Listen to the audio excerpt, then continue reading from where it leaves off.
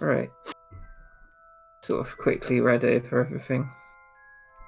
So, is everybody ready to start? Yeah, boys. Yeah. YouTube. I actually thought it was quite good doing Candlekeep because it ties more into Tom's stuff, and he just did one of those. So, That's true. yeah. So, Keep my low flickering flame alive. yeah, the embers burn, baby. You know. Oh, yee! Yeah. So, put the Harry Potter music on. I hope everyone can hear it. Okay, indeed. Because this is going to be your life for however many hours. So, just to get a premise going of where this whole thing is set, it is set standing atop a rocky crag overlooking the Sea of Swords. So, the Sea of Swords is basically the Sword Coast. The massive citadel of Candlekeep has endured the elements for centuries and defied the degradations of time. Visible from miles around, I'll quickly move you onto a picture of Candlekeep.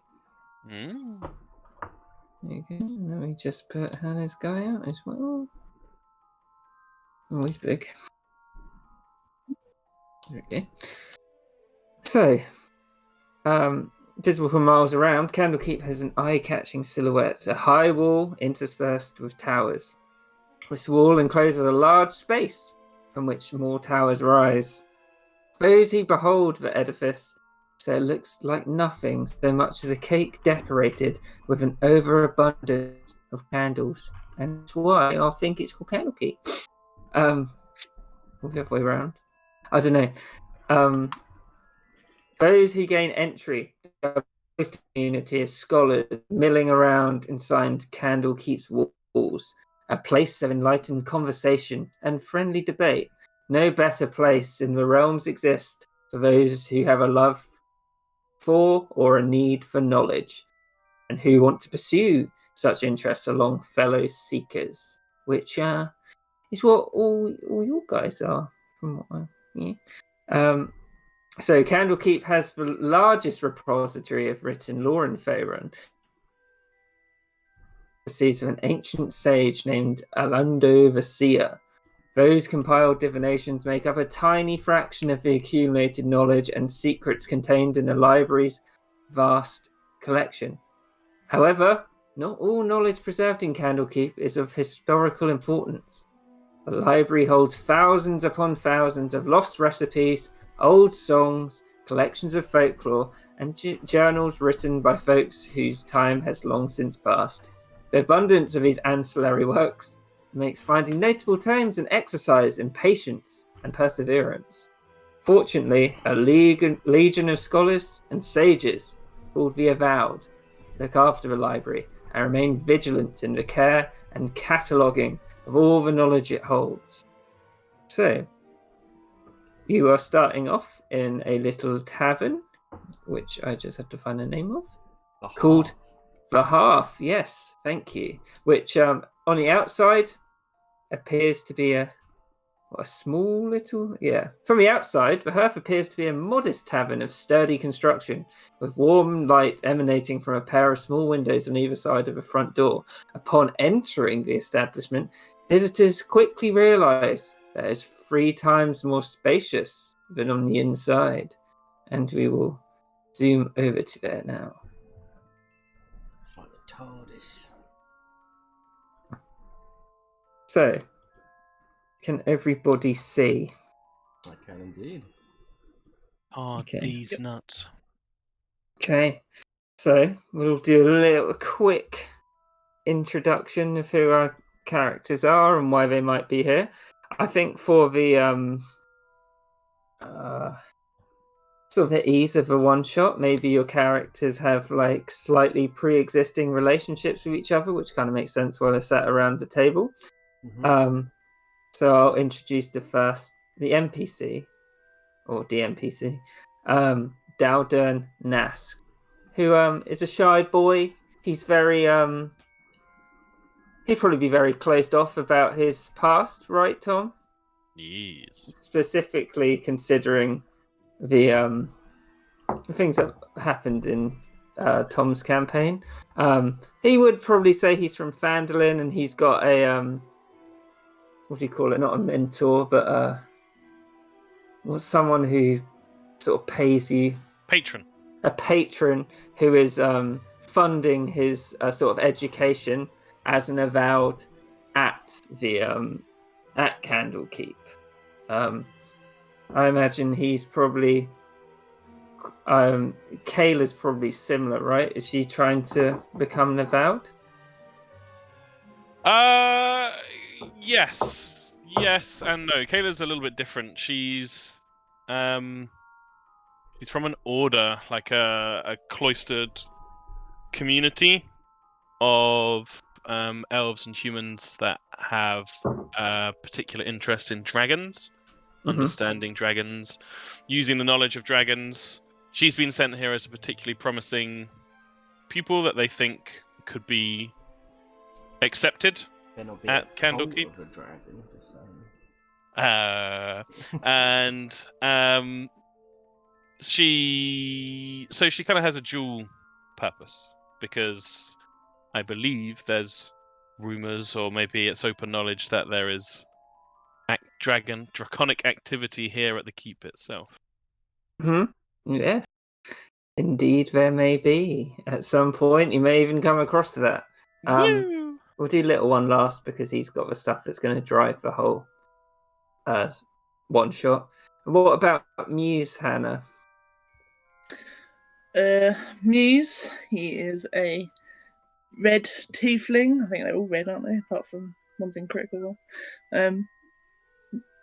His name is Muse because he wants to inspire those around him, and he's not sure of his birthplace. But if you were to ask him where he's from, he probably just would give you a nonchalant answer that he was from Mirabar.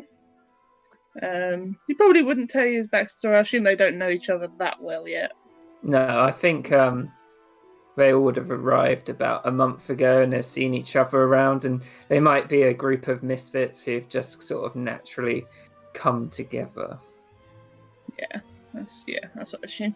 But yeah, he would tell you that he's travelled a lot and he's been around a lot. He used to take up a lot of work as a maestro, as a conductor in a lot of shows, basically going around as an entertainer. He has he might tell you that later, actually. And he's just searching for a specific piece of music, and that's why he's here in Candlekeep. Yes, the huge repositories. It could be anywhere, and making friends like Little One and Dowdern certainly help to find that at some point. And what about Little One, Lewis? Little One, quite out of the ordinary, is an ogre. Not something you see in common society for certain, but I think quickly after you would have met Little One, you would have got to know that he's kind of almost like a mainstay of Candlekeep itself at this point. He's you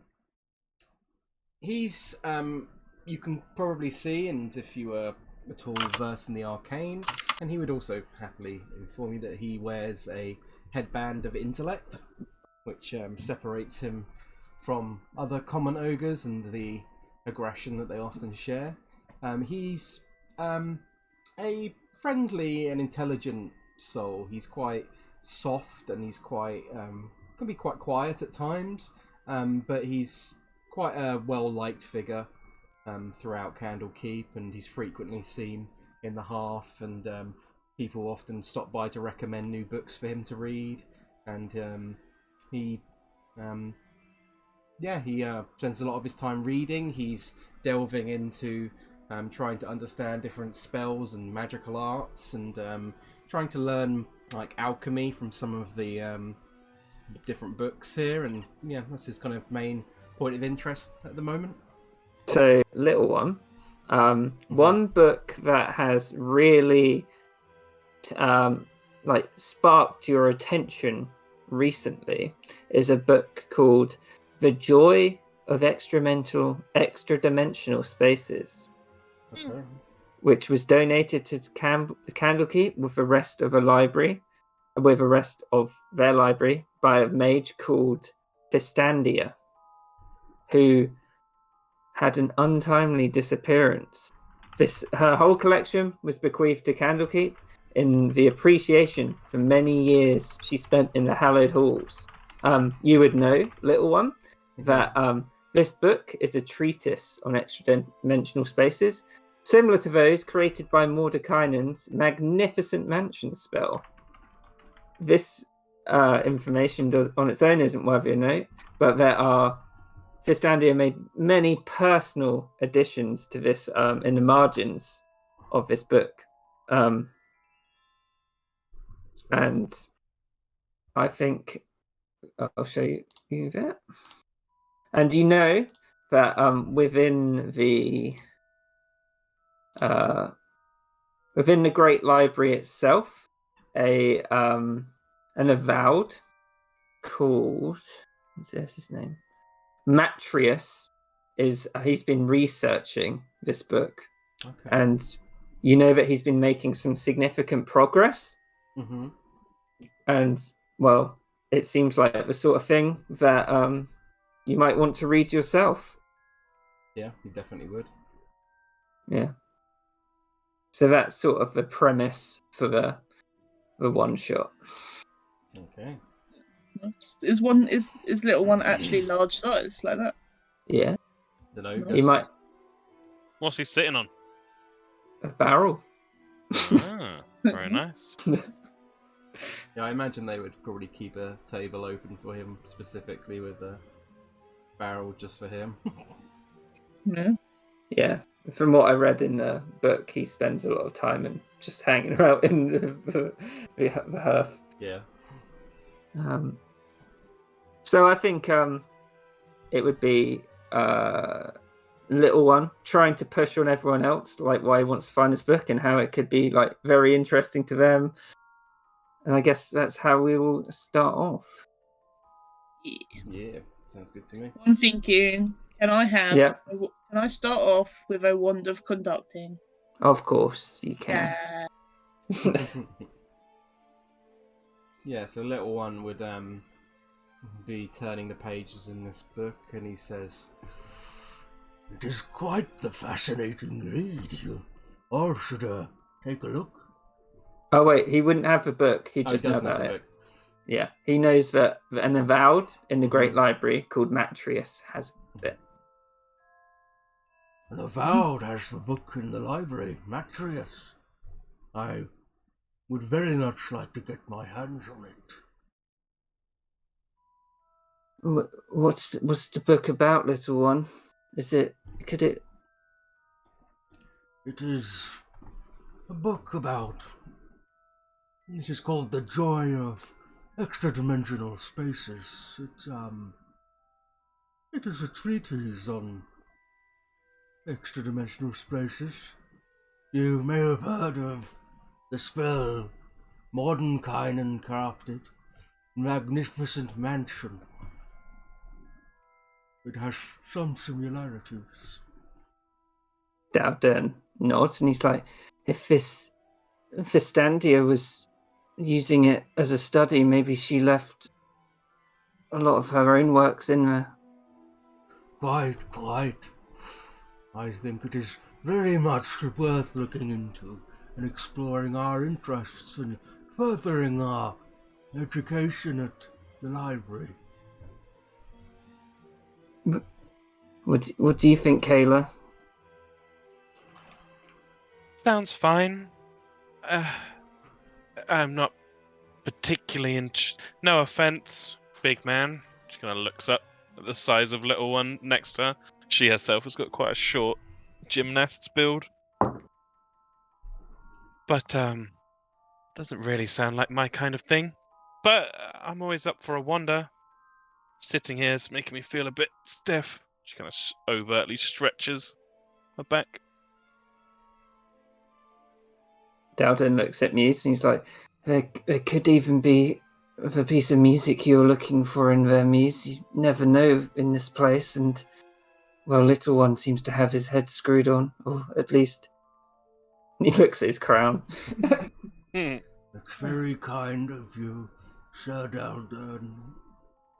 I certainly trust little one's opinion. It could be anywhere at this point. It's worth looking. And if we find this Matrius, he may even help with what you and Kayla are looking for. It's well, as a trainee myself, you know how difficult it is to get the attention of the higher avowed.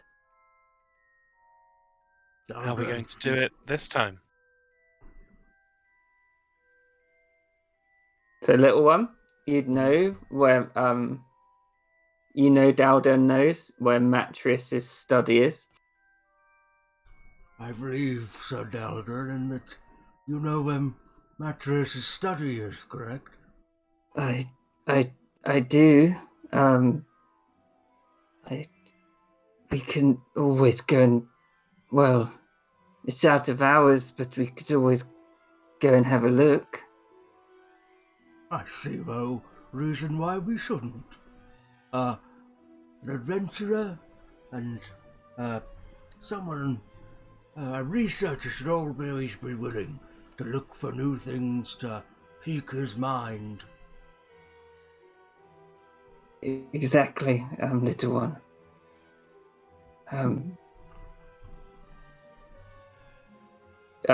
So would they head off towards the library? Mm-hmm. Yeah. Okay. Yeah. Might want to have a little walk down. Yee. Yeah, little one is kind of standing behind, kind of thumping through with his giant form through the library, making a lot of care not to, knock into anything. Kayla's actually doing the opposite. And is kind of playfully shoulder bumping Dow as they're walking along. And Daldon's occasionally like- Muse, and occasionally Little One. He's just kind of walking with a bit of grace in his step. How about that? You see how the barman calls out to little one. It's like, "All right, little one." Do I know the guy's name? His name's Miles Bierman. Good day to you, Miles. How fares it? Well, I was just wondering after getting another cask for you. You went through last one pretty nifty, innit you? Well, I do enjoy a small drink before bed. It helps me sleep. Looks at me and Kayla. He's like, small drink for a big man is about 6 pint. Well, the alcohol percentage is not quite as effective on creatures of my size, you see, Miles. You what? Percentage? It is not a bother, Miles. Don't you worry yourself. Alright. But I look forward to when you get another barrel in. Oh, don't worry. We'll get him in. Thank you kindly, Miles. Kayla elbows Dowden in the side and says, "Hey, look at her hat." I know it. It's very. It's not really in keeping with the style around here, is it? It's pretty cute though. Well, the hat is. She's not that cute though. I mean, she is because she's small, but. Are you trying to say that you cannot be cute and large, Sir Daldon? No, little one. I'm just saying. Not if. He pretty much Kayla's smiles in, loving this. just like in the picture. Looks at me. He's like, like a help sign. He kind of ruffles his head a little bit, and he's like, "Oh, you are an amusing one, Sir Daldon." No help from yous. So, you make your way up to the Great Library. Does Little One recognise any of these two? Do a history check. The first roll. The new campaign. Oh God, the chappy! Damn.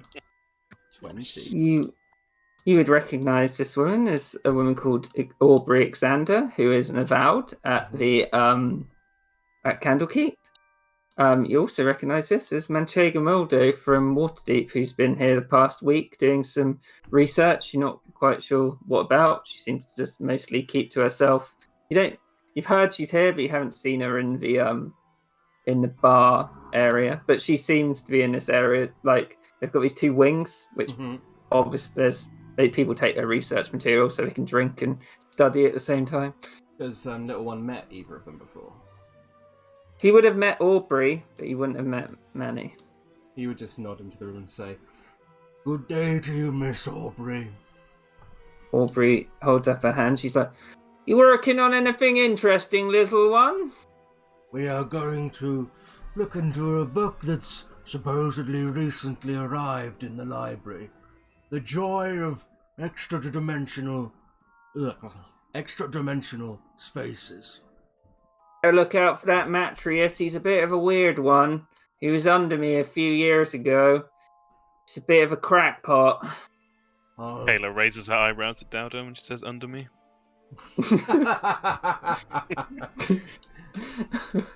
Dalton, the hair just falls in his eyes. Little One just says, smiles and just says, I shall keep that in mind, Lady Aubrey. Good day to you. So, as you make your way out, you come to a grand court of air and proceed through the Emerald Door, which I think Dowden and Little One would have access through, and they can take visitors with them. And well, I don't know, maybe they'd all have access to it. So the Emerald Door, which is the main point of access to the inner ward, stands is so this Emerald Door is 15 feet tall, and it's made out of a translucent dark green stone that glows with an inner light. Yeah, you see a man who he's very dressed very well, and as he sees Little One and Dalden, he sort of waves his hand at the door and breaking the arcane lock spell, which is holding it closed.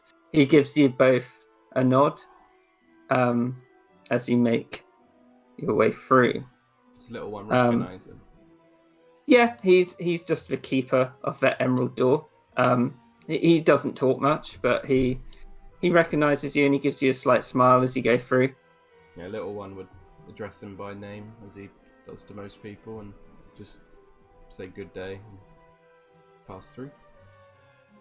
Yep. And then you come to the Great Library itself. This is a place that non-avowed rarely enter. The senior staff members, which I'm going to make Little One a senior staff member, is allowed in because he's just been around long enough for that to happen. So visitors may peruse the contents within with an avowed, so Little One or Dowden. So the oldest of the library's buildings are soaring stone affairs with floors crafted from a lustrous dark wood and floor-to-ceiling shelves. All these ceilings, they vary in height, ranging from as low as 10 feet to as high as 100 feet in the tallest towers. Damn. And you see some avowed using floating discs, each one large enough to hold a significant amount of people to reach the higher shelves. And you make your way round this great library. It takes about 20 minutes as you see the avowed at work, mostly ignoring you, going up and down with little discs until you reach what Dowden would recognize as the passageway going down to Matrius's study. So, up here, please.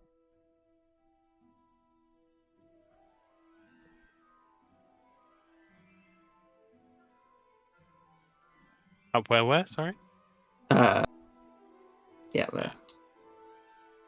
We might have to shrink our little one down for some of this adventure It's because fine. some of the No. doors aren't very yeah. He's going to get stuck in a lot of doors otherwise. It's alright. Have to squish through. Yeah, exactly. Yeah. Just imagine him ducking under. Let me just read this. So, as you look down the corridor,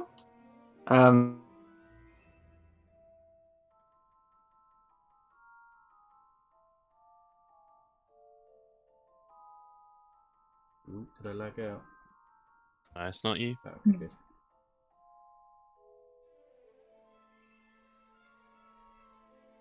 Kieran has exploded. oh, did you hear? Can you hear me? Yeah, here you now. Nope. Kieran now didn't hear anything. So, as you go down this corridor, which is leading to where Dalden said that Matrius' study is, you can see that the door has been left ajar. Mm. Let us sit inside, shall we? Perhaps Matrius is inside. It's not very professional to keep the doors open. I mean, there could be all sorts of valuables in there that people might take. Why? Are we meant to be allowed in? I mean, yeah, but Dalton looks around. Leave the door open on a secret room.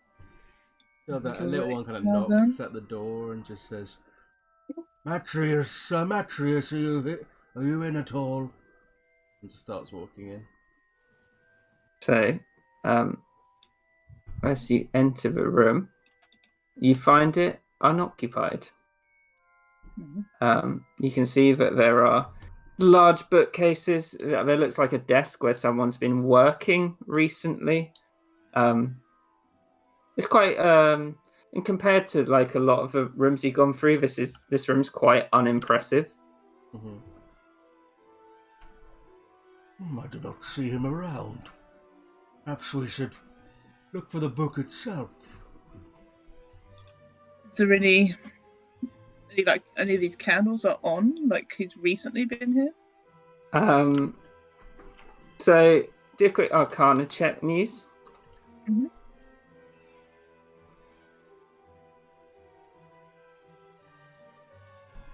So it's difficult to tell because these candles have had the continual flame lit on them. So you might assume that they're always going.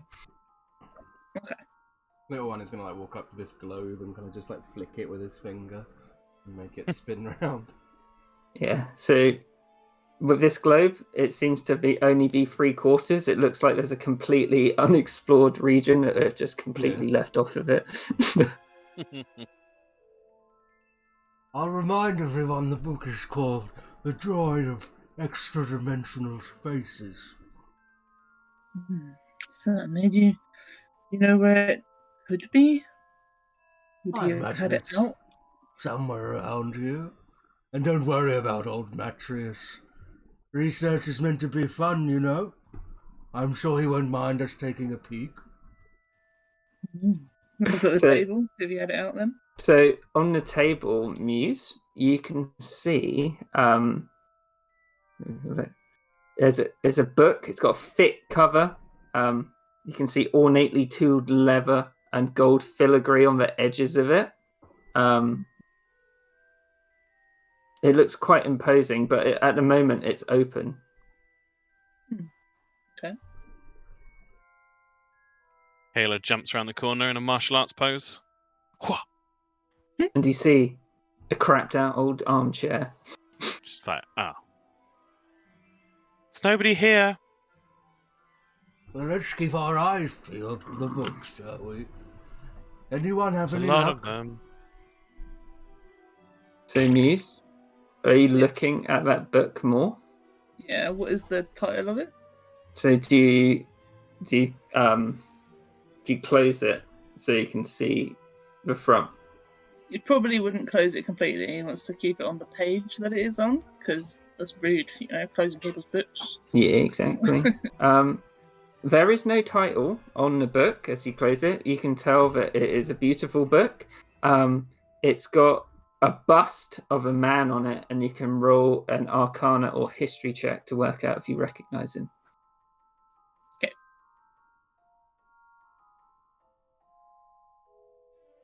A T. So yeah, you do recognize him. It is the legendary mage Mordenkainen, which you heard earlier. Little one. Yeah, that's his picture on the front. He Yeah. recognises him. Does little one recognise him on the front? If he's looking over Muse's shoulder, yeah. Ah, that is the, Muse, you might have found our little book we've been looking for. Good I old think so. Mordenkainen. He hasn't been seen in quite some time, you know. He must have been reading it at some point. I What doubt Mordenkainen himself. He's too busy jumping between the planes, you know. Perhaps. So Can he just put it back to where the page was before? yeah. So with it open, you can see it's like a spell book. It's very it's very difficult to understand just looking at it. But as you're looking at it, Muse, in the margins, you can see someone's written more plain text, which is easier to understand. Little one's just going to keep going on and trying to give a history lesson about Mordenkainen and just saying, Did you know that Mordenkainen is not originally from Faerun? In fact, he's from a plane called Earth. Dowden's like enraptured. He's like, oh, tell me more, little one. Well, he comes from a city called the Grand City of Greyhawk. Him and a number of other mages formed a group of mages called the Circle of Eight. And supposedly, they are some of the most powerful mages to ever walk the plains. You may have heard of Bigby? Bigby's magical hand? Yes, I have. I've never seen anyone use it though. Well, he was another of the Circle of Eight. He looks at Kayla and he's like, "Isn't that fascinating, Kayla?" Wouldn't a circle of 8 be an octagon? Not if they were. little one starts rubbing his chin She kind of rolls her eyes and is wandering around restlessly. So Musi, looking at the sort of margin of the book. Yeah, he's gonna read some. Okay, do a Arcana check to see if you can work out any of what these words are saying, like what he's trying to get at. Ooh. So, oh crap! What did I do? Oh, there we go. By the way, So- everyone remember to turn on enable 3D dice so we can see the 3D dice roll. Oh yeah. I forgot to do Sorry. it as well. So, Muse, you managed to work out the shorthand, and you see something that says command, and then spelt out it's written very clearly. It says scepter.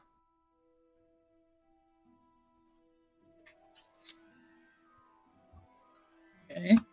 Don't know what that means. Little one, do you know what this might mean? And he's gonna show it to him. Command and scepter. Perhaps some kind of control Wait, rod is required. Did he say scepter? Yes, he did. As he said scepter, a huge bright light bursts out from the middle of the room, about here. Yeah. So it's two shimmering, translucent doors start appearing in the middle of the room. And are they sort of reacting? How are they reacting to it? Little one would kind of like blink very heavily, like, Oh, that's interesting.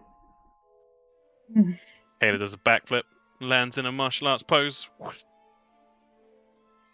little one What's would that? kind of lean forward and just sort of look over the door and just watching it, like investigating it. And after about a minute, it disappears again. How curious. Scepter. And then, boof! Again, the two translucent jaws burst out into the middle of the room. He leans forwards and goes knock, knock, knock on the door. So as you go to knock on the door, your hand touches it, but it's not making any sound. You can see that there are doorknobs. He'll reach for the doorknob and slowly pull it open. Okay, so as you pull the door open, as you look inside, it just appears to be a void. Well. This is the kind of thing I was hoping to find. Would anyone like to join me? Kayla tries to throw a dart into the void. So you throw the dart in, just disappears into the void. She looks up at little one with a slightly disturbed look on her face. Now you want Is to be this safe? You want to be careful throwing darts around here. You could hit anyone on the other side. And I'm sure it's safe, but the only true way to know is to find out. And he's going to step through. So little one puts his leg through. You see all of them go through, and he's gone into the portal. Muse is gonna put an arm in and then take it out. His arm comes back out. Well, one way to find out, like he says, and he steps in. Okay. Dowden's like, ladies first, Kayla. We're alone now, Dow. She kind of gives him a little smile, but then she goes to the door. Dowden was just going to bolt through the portal when she said that. It's like Marlin all over again. You can put your tokens about here.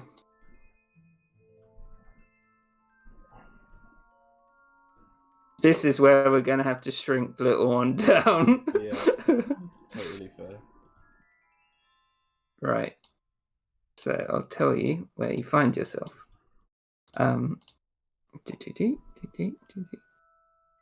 So you emerge into what appears to be a grand foyer. And the portal on this side looks like a pair of double doors, as it did on the other side. The ceiling arches to 15 feet overhead, and long hallways stretch out on either side of the foyer. Standing in the middle is a middle-aged man wearing grey robes, who, you little one, and Dowda would recognise as Matrius. Sir Matrius, it's lovely to see you. What are you doing here, little one? I thought I was stuck. Well, we came looking for a particular book that was in your possession, but after finding your library empty, we stumbled in here. Well, I'm glad that you found your way in. I've been stuck in here for hours on end trying to work out the word, but it hasn't quite done it for me yet. But it was awfully nice of you and Master Nask, and looks at the other two. This is Miss Kayla Meridian and Muse, two good friends of mine. Hi. Well, it's a pleasure to meet both of you. Well, it seems you've got yourself in quite a pickle, Matrius.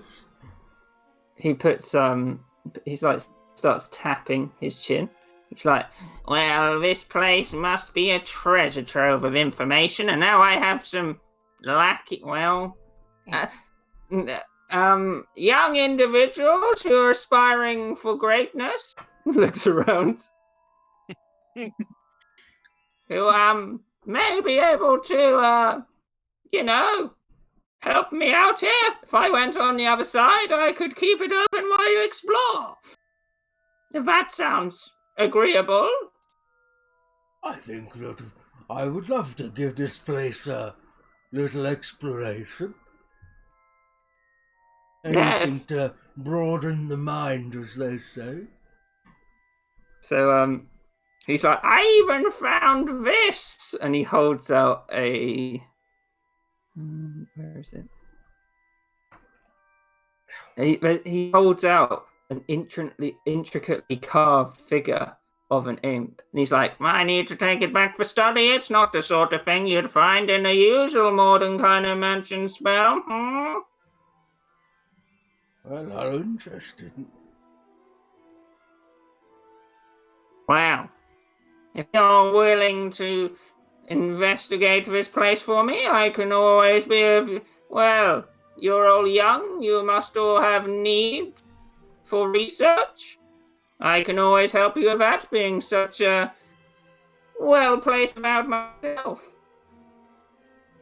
And he looks at Muse, and he's like, what would you require to help with this task, Mr. Music?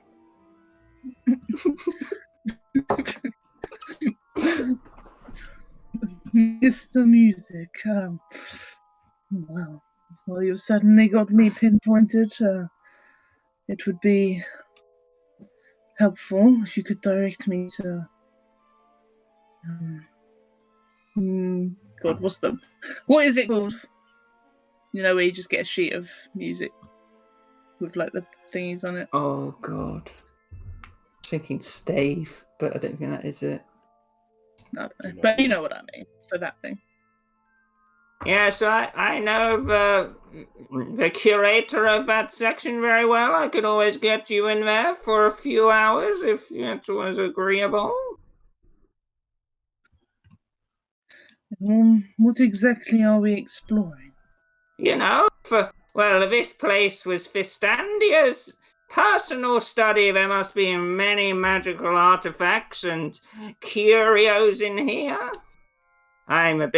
I didn't want to push it too far myself. I'm a bit of a, I'm more brain than brawn. And he puts up his arm and he's like, yeah.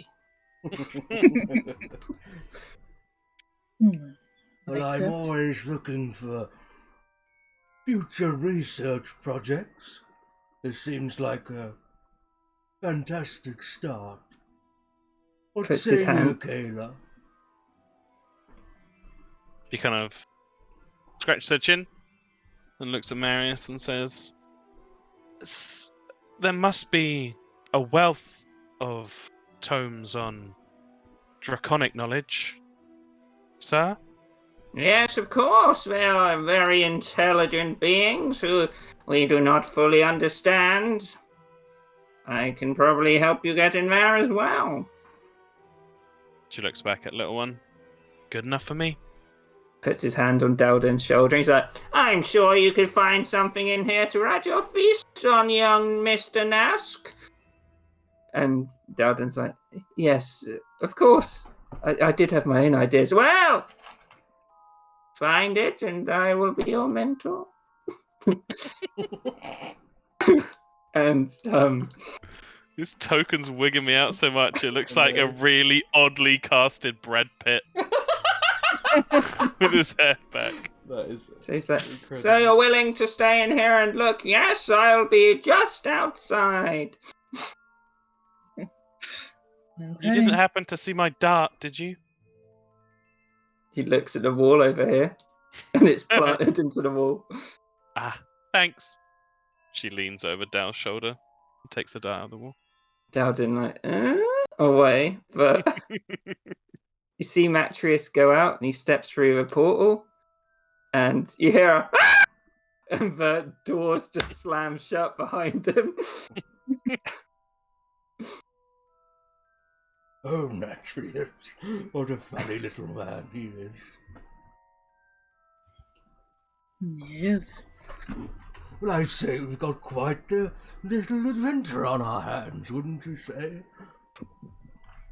It seems so. Definitely beats sitting in the hearth. Well,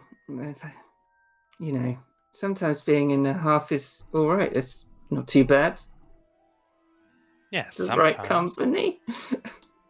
It's a lovely place to read.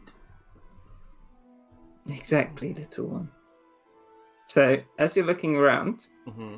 you can see a door here.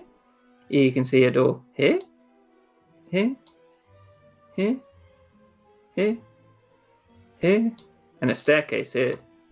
Is there a door right in front of little one? Yeah, there's a door right in front of little one as well. Oh, go and try and open it. Let me just have a look here.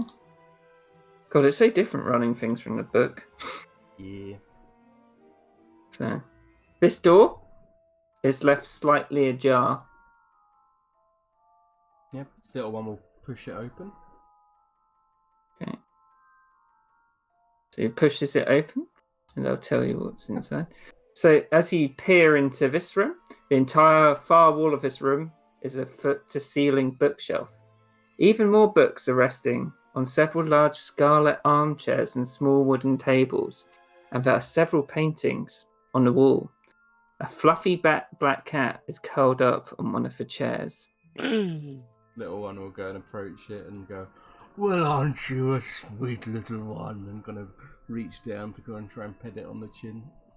Yeah, so as you enter towards him, little one, the cat sits up and it's like, and sort of approaches you.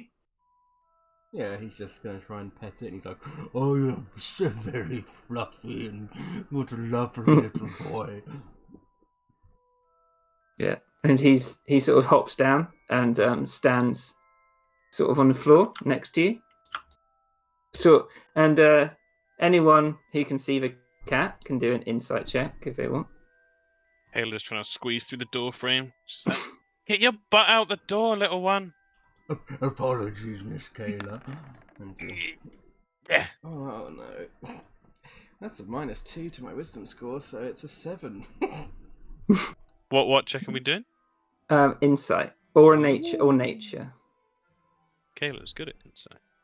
Huh. Now watch me roll bad. Ah.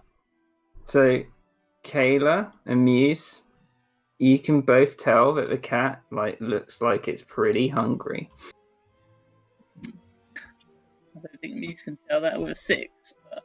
Oh, did you get a 6? Sorry, I thought you got 17. No. Yeah, Kayla, you think he looks hungry? Everyone sucks with cats except Kayla. Yeah, she squats down next to him and scratches the back of his head. Looks like he could use some food. Well, I always carry a little bit of dried meats on me, just in case. And he pulls out his little bit from his kind of satchel that hangs around his neck and sort of picks out a little bit of meat towards him. Probably too big for the cat, but it's quite small for little one. And he kind of bends, hunches over as much as he can and just sort of just, there you go, little one. And so the cat goes over to the meat and scarfs it up. He's like, and starts walking around your legs, little one. He seems quite enamored with you at this point.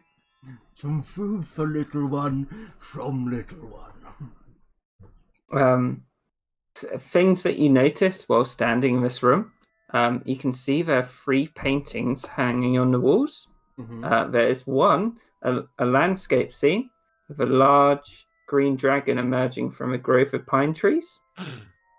One of a study of a Pegasus in flight. Mm-hmm. And a portrait of a unicorn in a wooded glade. Kayla's very much drawn to the dragon painting. Like to study it. Mm-hmm. Does it have a signature? Does it have any outstanding qualities to it? Do an investigation check. I will do that with my 0 modifier. 7. So you can tell that it's pretty old. The dragon is a red dragon. It looks specifically. Where is it?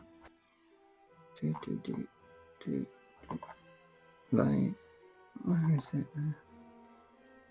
So yeah, it's a green dragon emerging from a grove of pine trees. You'd get the idea that it's probably not chasing the painter, but that's kind of looks like what it's doing. You can't find a signature anywhere on it. You can tell it's pretty impressive. It was probably done by a well-known artist, but you can't tell how old it is. She'd like speak back to the room as she's looking at it and kind of tracing the outline of the dragon with her finger. Greens are well known for their fondness for tricking people. I wonder if the painter knew that. Perhaps, but it certainly seems like our Prestandia was quite the art lover.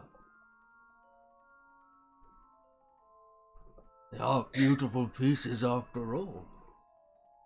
Muse is going to look at the unicorn one. So the picture of the unicorn, you can do an investigation check.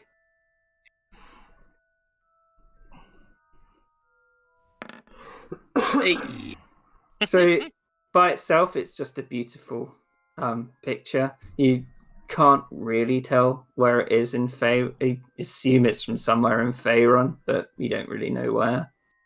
Can that one look at the last one? Yeah, of course.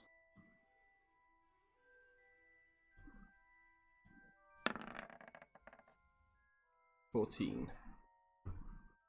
So as you're studying the Pegasus in flight, you're looking at it, sort of like, you get the idea that all these paintings are probably done by the same person, and they're maybe like 200 or 300 years old.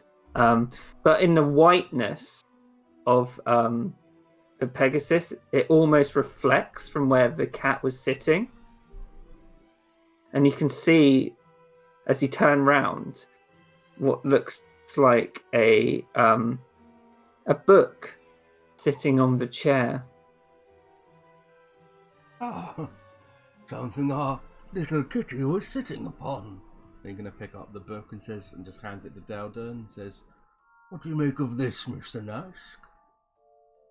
Dowden takes it, he starts flicking through the book, and he's like, all the pages are empty, little one. And then he like turns it around and looks on the spine of the book, and he's like, this looks like an eye, like the letter I. And he holds it up to show everybody. How curious. Perhaps there are more in Fistandia's collection. He looks around. It's like, did we check that Matrius was on the other side? We did hear him shriek. That's a good point.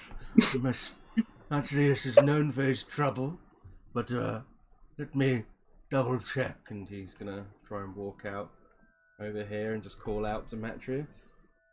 So as you go towards the door, little one, you realise they're shut. You can see the cat is following you as well. He's going to try and push the doors open. Tries to push the doors open, and they don't budge at all. Well, we may have a little problem. It seems that Matrius accidentally locked the doors behind him.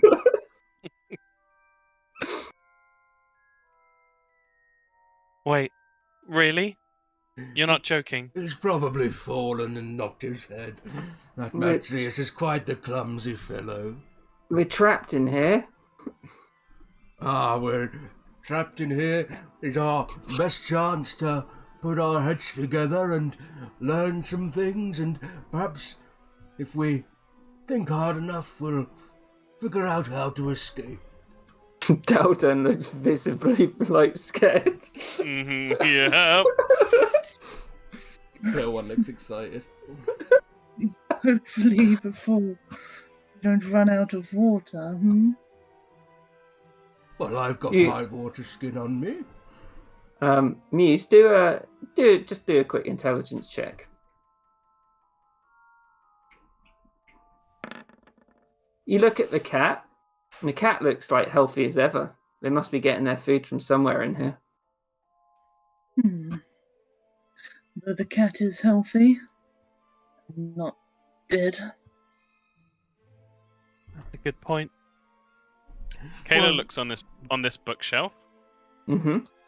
There isn't like an obvious gap where a book with an eye on the spine should be. Do an investigation check for that bookshelf. Yup. 7 again. The only real thing you can work out from this bookshelf is every single one is written by a guy called Fistandia.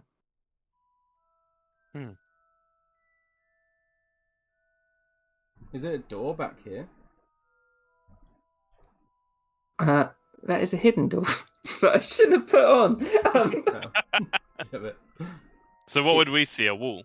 It'd be a bookcase. Okay. This guy certainly thinks a lot of himself. Well, Little one will go up to the bookcase and he'll search it himself as well. yeah, I'll give you that. Seeing as do investigation check, seeing as I fucked up. 23. Yeah. So you'd see on the floor some marks where it looks like the bookcase swings out. Well, I do believe that perhaps there is some kind of spore mechanism on this bookshelf. Not uncommon in a practice mage's inner sanctum. He's going to try and, pry it open. He's gonna what? He's going to try and, pry it open. Okay, do a athletics check, little one. Anyone can help if they want. I get advantage Or if they're on going it to. natively. Oh, yeah. Big boy, big boy. Whoops, I didn't roll advantage. There we go. 20. So you grab the bookcase and you're just like, not many people here have seen you use your strength, little one. Be like, and the bookcase just collapses on its sides, and it's like, oh, it went the other way. And behind it, there is a door. My mistake. But we found a door, and a door always leads to new places. Do we want to check the doors first? Kayla looks round at Dal as little one pulls the bookcase down and just mouths the word "wow" silently. Yeah, maybe we should muse, because you never know. Secret doors probably go to bad places. Well, they could go to secret places, Sir Dalden, and secret places are where the best kept secrets are kept. All the worst ones, little one. Well, they tend to be the most secret of secrets. Quite, Mr. Muse. Well, either way, it's a piece of research, or a secret and of magical nature, perhaps to be found. And if we're to get out of here, then I believe we may need it. After me. He's going to try and open the door. Okay. So, as you look through, you can see a staircase leading downwards. Ah, there is a staircase going downwards, my friends. Oh, you're not interested in the other rooms prior to going down? Of course, yes. Let us investigate those first. It's best to be thorough when conducting research.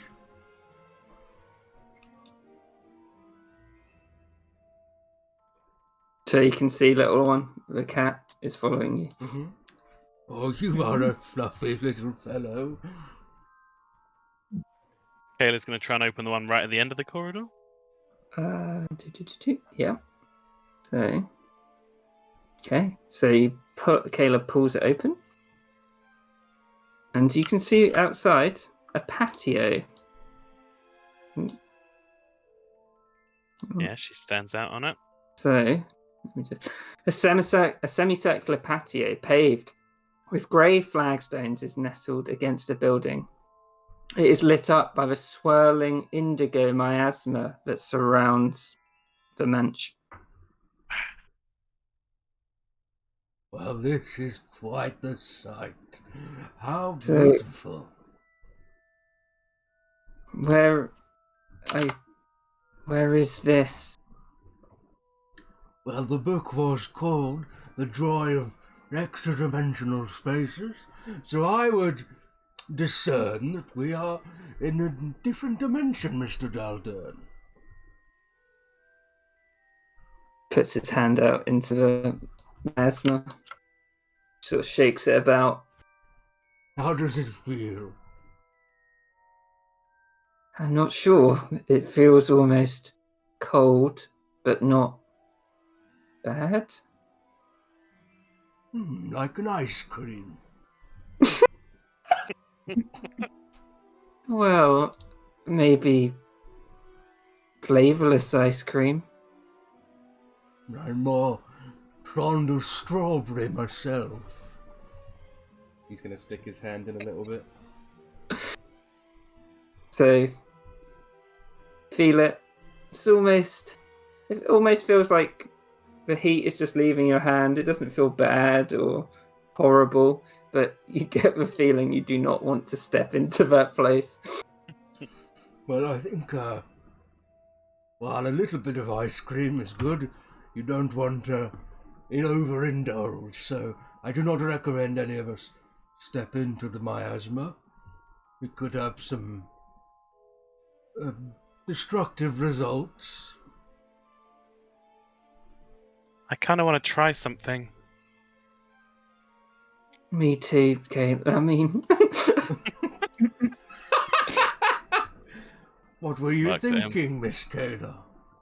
Is Nothing it- dangerous. Oh. Just she takes out some rope from her backpack, ties one of her darts to the end of it, or a couple of them together, mhm. and just lobs it out into the miasma and holds the other end of the rope. Sees how far it goes. So she throws it out. Mhm. It keeps going. You just get a little tug on you, but it's Yep. not very forceful. It hasn't dropped. It's just stayed way Ah. through it, basically. Like a weird kite. Yeah, kind of like. Well, I guess kind of like space without gravity. Yeah. How weird. It didn't fall. It just kind of floated. Well, I imagine there is no gravity in that space, Miss Taylor, so naturally it simply continues on in the direction that you threw it. She pulls the rope back in. Okay. Kayla wants to turn around and look, because they're kind of exterior to the building now. So she Yeah. could look upwards and see how tall it is. So, kind of strange, because you look up and there doesn't seem to be a second level. Yet you have seen a staircase that goes to a second level.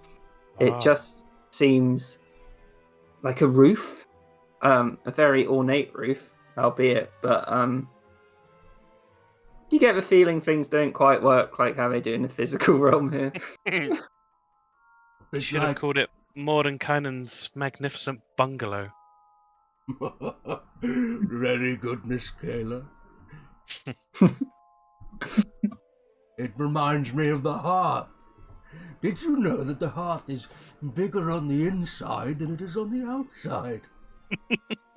I never measured it myself, little one, but I had my suspicions. Well, it's 3 times as large, to be exact.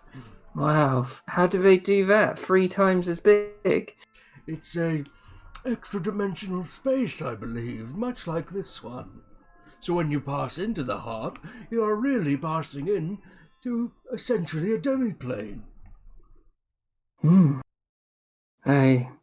I've only been to a few taverns myself, and I think the Hearth is definitely my favourite of all of them. What taverns have you been to, Mr. Daldern? Oh Christ, what are they called? The Stone... What's it? Stonehill Inn in Fandolin. The Stonehill Inn in Fandolin, where I quite like that one, really. Can't remember the one in Helm's Hold at all. I think it was like the Adventurer's Rest. It was Venturous Rest, and there was the Dragon something, which was the one taken over by, what's her face? The commander woman, I can't remember the name of. Venturous Rest was definitely the one we encountered a lasher in there. Yeah. It'd be like The Adventurer's Rest, but I didn't like that one. Well, I have never been to Helm's Hold myself, but I tried to pass through Phandalin on the way south, and they chased me off with a number of pitchforks, so that was not a very good day. Did you see Tressendar then, a little one? I got a brief look at some kind of building they were working on. It could have been a manor. That's where my patron is from. Well, kind of looks around. Not from, but... Sometimes there's the less said, the better, yeah? I know the feeling, Sir Dalton.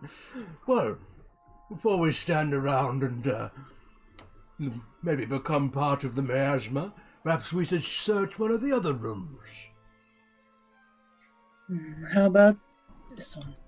After you, Mr. Muse. First, I open it. Okay. So, you open the door. And inside, you can see tall shelves filled with books line the walls of this room. 2 more shelves run through the middle of the room with a 10-foot wide aisle between them. Definitely not 10 foot in this model I made. Several stacks of books are piled high throughout the room. There are small reading desks with cozy scarlet chairs in the corners. Well, this is quite lovely. Shall we see what books they've got in here? Perhaps this might give us an idea what Mr. Verstandia was conducting his research in here, perhaps. The little one's going to start searching through and asking for Okay. help. Yep. Yeah, do investigation check with advantage then. 14. So there is. So these shelves seem to contain there's books on arcana, natural science, religion, astrology, planar travel, as well as volumes on poetry, mythology, and certain folk tales. It's quite the menagerie of different scientific endeavours and also fictional tales as well. Maybe we could take them out and add them to the library. Yes, I'm sure the archivists would quite like that. So as you're walking around the room inspecting the books, you see a swarm of books. One of the ones sitting in the corner rises up and starts to push over this shelf here. And I will put on the battle music. So can Kayla and Little One, as it's trying to knock over the freestanding bookshelves, so it affects just them, can you make dexterity saving throws, please? Oh no, I'm bad at them. I can see why this one is like one of the better ones. Oh, 15. Just a 9. Which one's action under? Incompetech. Tabletop audio, I think. Yeah, that would be. Might be in Compotech though. Can't remember. No, I think it is in Compotech. Yeah, it's incompetech. Oh. Most of the Kevin McLeod ones are under in Compotech.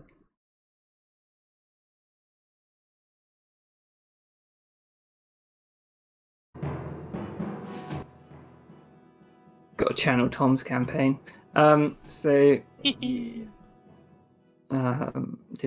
Any creatures in the affected area, blah blah blah. So, Little One, you just passed. Nice. Kayla, you are knocked prone, and you are restrained by the falling shelf. You can make a athletics check on your turn to try and free yourself, or it can be lifted by somebody else. I'll just roll. Oh, good wisdom. Roll initiative.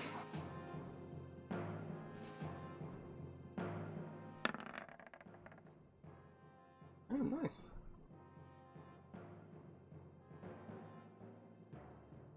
Damn, I was hoping to go before Kayla so I could try and lift it off.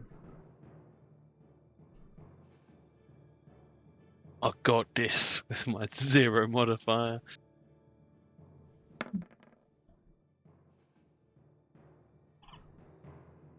I'm just going to get a drink and then we will start. Nice. Sweet. Level 1. Level 1. This is one of my class's strongest points. Level 1. What class is she? Monk. Monk. Ooh. I do not know if it's a strong class point for me. What are you? I'm an artificer. Ooh. Which one are you? I am going to be We're not the the one yet. alchemist. Which I think is considered the weakest one, but I don't care. It's Dr. Nefarious, that's that one. Dr. Nefarious. What's Muse? I'm assuming a bard. He is a bard. Yee! He will College of Maestro. Oh, No, yeah, level yeah. 3. I think with this book, I'm just going to basically level your guys up depending on the adventures I want to run with them. Because apparently there's some real shit ones, and apparently the second one is very bad. They want to like leapfrog to the good ones, basically. Yeah, and I want ones more focused in Candlekeep. Instead of being like, we're going to go after Baldur's Gate! Like, no! La la la la la. You could always make your own ones Okay. up as well if you felt like it. Oh, yeah. That's a good point. I think you should just directly rip off each of the Harry Potter movies and make us play through them. Wow, that would Be actually fucking be great. funny. What I think I might do is get the Strixhaven book and then sort of mishmash it, depending on... That's a great idea. That's a tasty idea. Then Right. we get houses and everything. Ooh. Yeah. Kayla, your turn first. Yep. So yeah, it's slightly unfortunate that I rolled higher than little one, but she would definitely try to get the bookshelf off her anyway. She's there like, yeah. I'm just gonna try and push it off with athletics, which is a straight roll.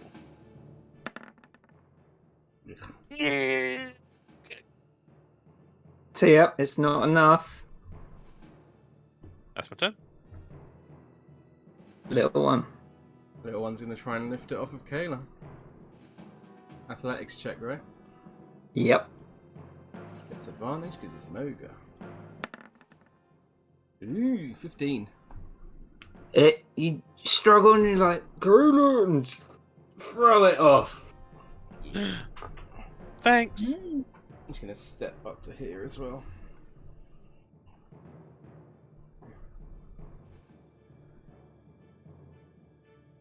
Dowden. Dowden's like, Kayla! And pulls out. Oh, good, what's Dowden got? Should I make him?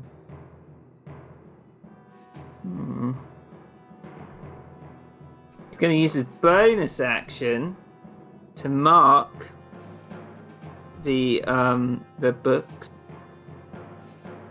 And as his adroit analysis, whenever he makes a weapon attack against a marked creature, he can use his intelligence in his place of strength or dexterity for the attack and damage rolls. It lasts for 1 minute. So, What's the name of that class again? Savant. So, oh Christ, where's the little eye?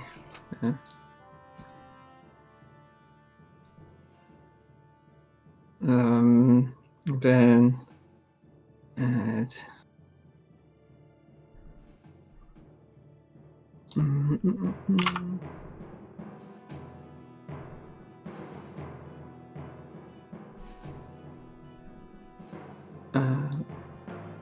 So he'll make an attack with his light crossbow.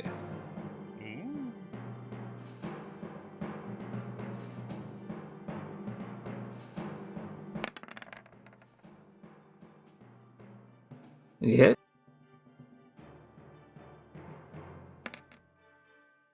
Does 6 piercing damage.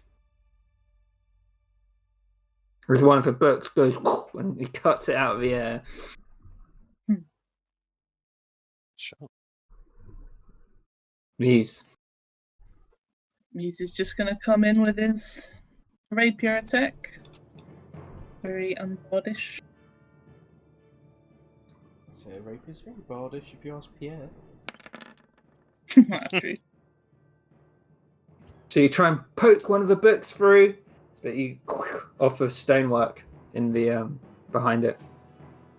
Yep.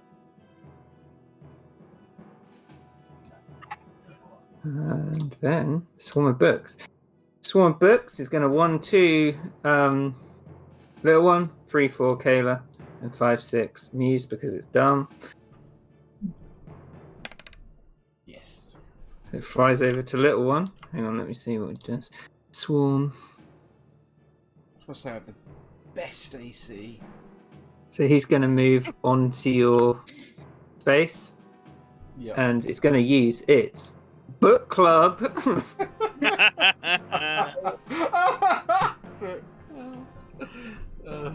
me. It's so stupid. So it tries to smack out at you, little one, but it misses. Oh, how the fuck did it miss? Got a 9. Whew. Thank God. Yeah, it's pretty bad. It's really bad, actually. Got -1 to my dex, so. Kayla. What? Is your AC not 9 then? It's 11 because I got studded leather apparently. Oh, nice. I don't know why. Kayla will. Kira must have said I could have it or something. Yeah. Gonna imagine he's got studded leather underwear on. Oh no, Kayla I know stands... why. It's because I made his character sheet based off the original's ogre stat block, and they have studded leather apparently. Yeah, it makes sense. I mean, his AC's still 11. I mean, Missy, your AC's really bad. And he doesn't have mage armor. Kayla stands up. She's just like, "Hold on, little one," and just starts trying to slap the books away from him. So she's gonna make an unarmed strike. Doop. Oh no. Kayla. Punch into the bookcase behind it. And your hand gets stuck Ow. between 2 books. Disadvantage on your next one. Which is right now, because I get monk, so I can bonus action attack. But 14. still hits.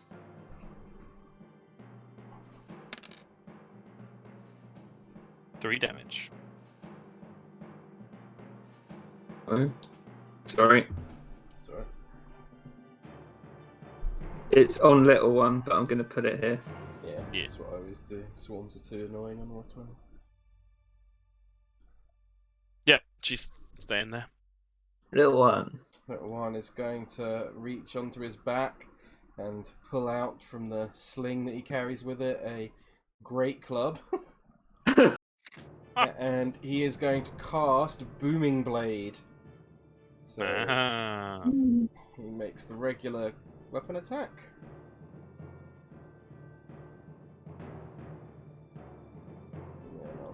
Just smacks into one of the books. Yes, and so it does 10 damage to it. And then if it moves at all, it takes an extra 2 thunder damage, I believe.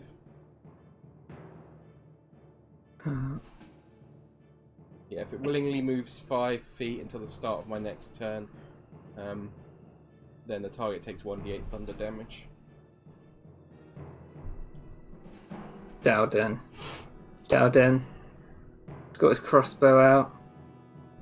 Still marked. Shoots it.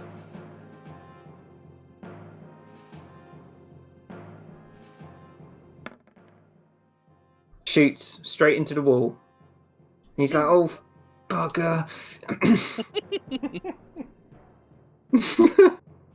Muse.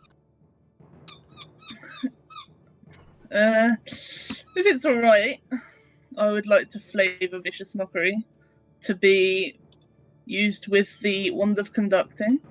Yeah, It's fine. So yeah, waves the one because the wave the one of conducting costs an action, so it's just kind of you know. But if I can use it as the attack, you know what I mean. Yeah, I think that's fine. So waves the wand of conducting, a slew of like really bad music. It's What? this guy. What genre of music is it? Really bad classical music. It is psychic damage though, so I don't know if it's going to affect a bunch of books. Wait a minute. But do you have to roll for it or not? It's a wisdom save, I think, Yeah. Phil. Oh, okay. So Wisdom. So, what's the save? 14. So it fails, but the book's unaffected by the psychic damage. Yeah. Would the other effect of Vicious Mockery still work on it, though? Might do. It would. Don't know. Yeah. Yeah. It gets disadvantage on its Disadvantage. next attack. The next attack. Yeah. Still Okay. pretty good. Seeing as it's swarming around little one, it's not going to move. It's just going to try and book him. Disadvantage. A 19 and a 13. Hits. And because it's under half health, it only does 8 bludgeoning damage. Oh, still a lot. As it smacks him in the face. Well, that thing hit rather hard. Kayla. Stop moving! Hold still! She tries to slap some of the books away again. Karate chop action. Kaya! Kia! Kayla! Yep. So you punch out the last book, and it flies against the wall, and it is dead.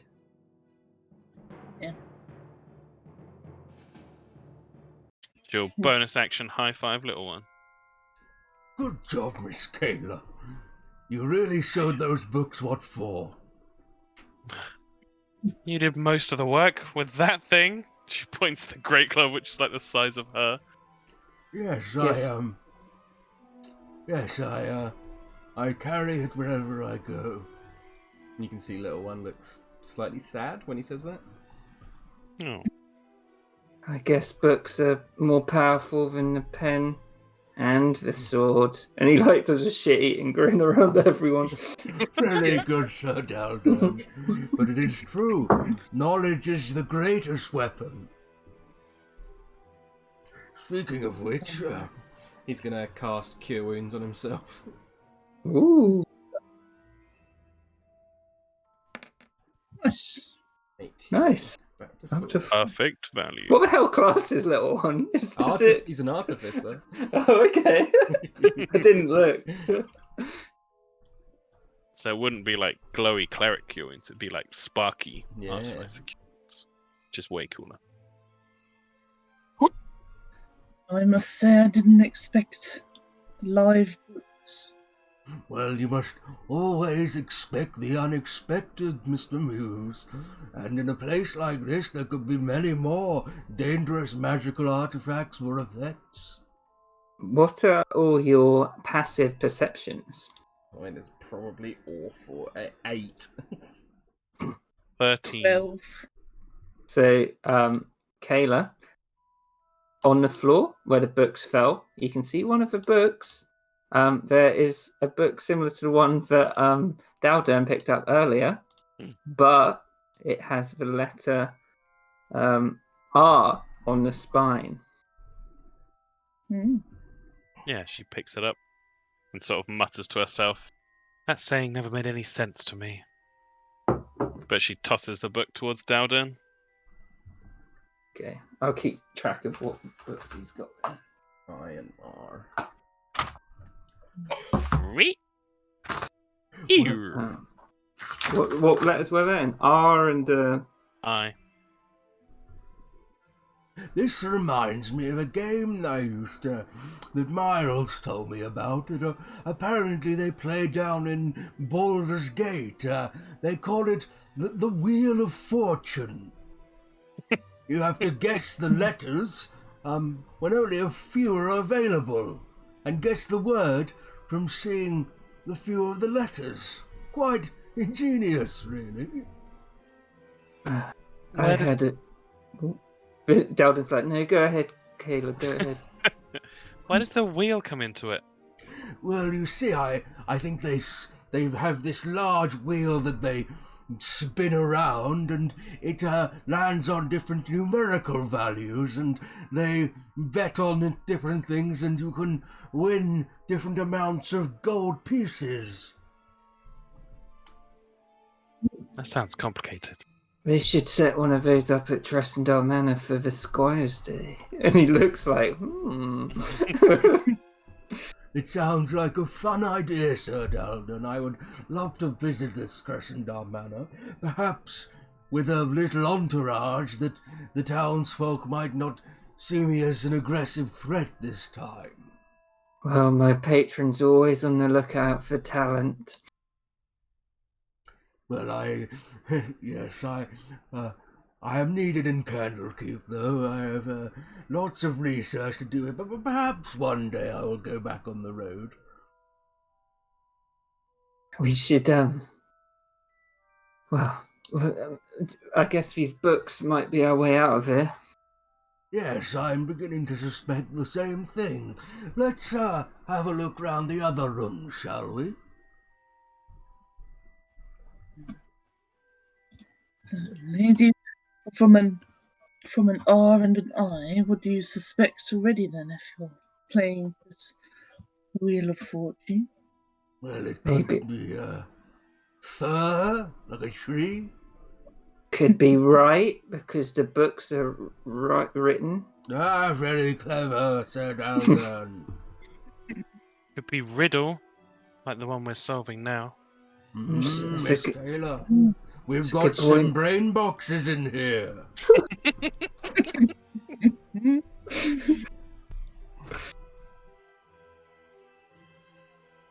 Okay. You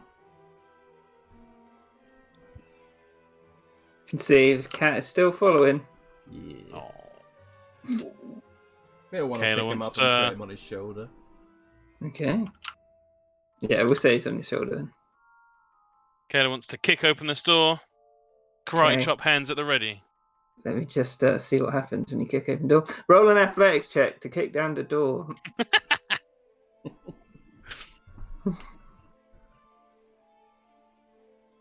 We're ready for you, books. Oh. Bonk. So you kick on the door, a panel just like collapses through, and your leg's just sticking through a closed door. Ow. Ow. Ow. me a Careful, sec. Miss Kayla, you might get a splinter. She like tries to pull her leg back out. Ah. And then sheepishly goes for the door handle instead. Door? Yep. I'll tell you what you see.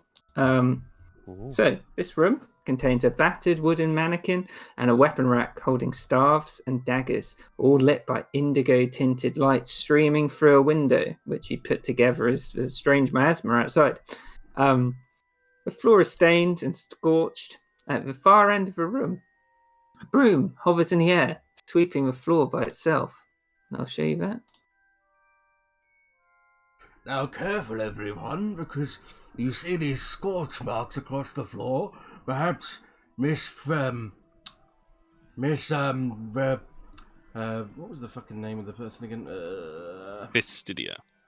Mr. Fastidia, perhaps he has some kind of arcane trap in here, so it might be best if I give it a little once-over. And he kind of steps in and kind of narrows his glasses. He's going to try and investigate for traps. Okay. Yep. Do an investigation check then. 22. Pretty good. So, as you're pouring around the room, you don't see anything that looks like a trap. You'd sort of surmise that the reason that the floor is scratched and burnt is probably because it's where someone did their martial training at the expense of a floor. Why they didn't put a different floor in is, well, you have no idea. As you're looking around the as you're looking into the weapon racks, like, I wonder if there's anything there. You find 4 daggers, 4 quarterstaffs, and 20 darts hanging in a bandolier from a peg. The broom, it just seems to be cleaning. Like it's trying to get the sort of scorch marks out of the floor, but it's not doing a very good job. Well, I do believe this is some kind of martial room, and I think perhaps we should leave this little broom to continue his cleaning. What do you suppose is behind there?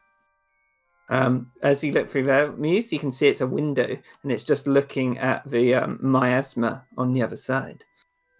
I That you saw on the patio. That would be the miasma, Sir Muse, that we saw on the patio.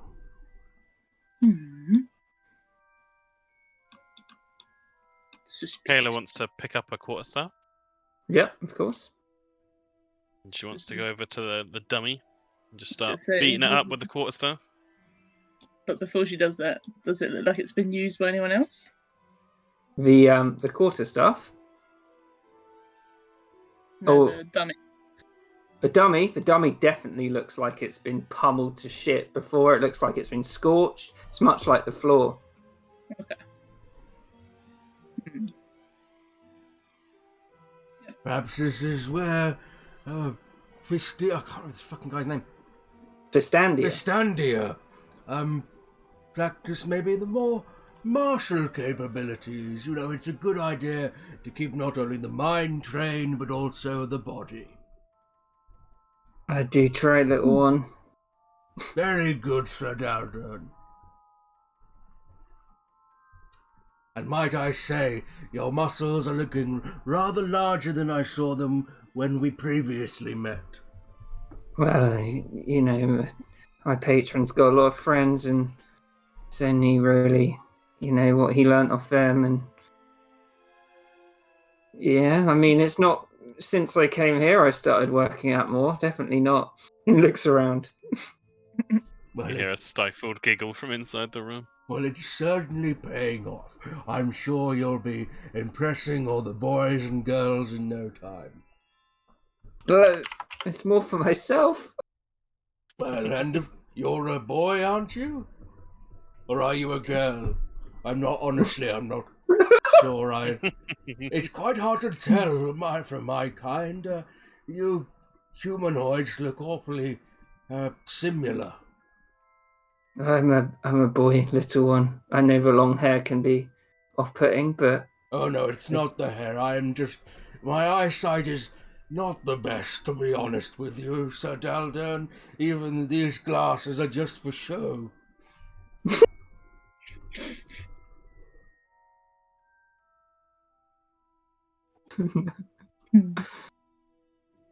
Are you satisfied, Miss Kayla? She pokes the ground near the broom with the quarterstaff. Broom doesn't react.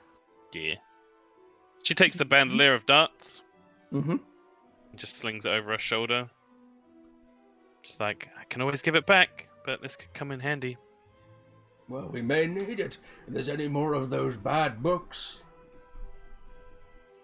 How many darts should I add, Kieran? Didn't I say? Boop. Library. So there was a bandolier. You might have said how many. 20. Whoa.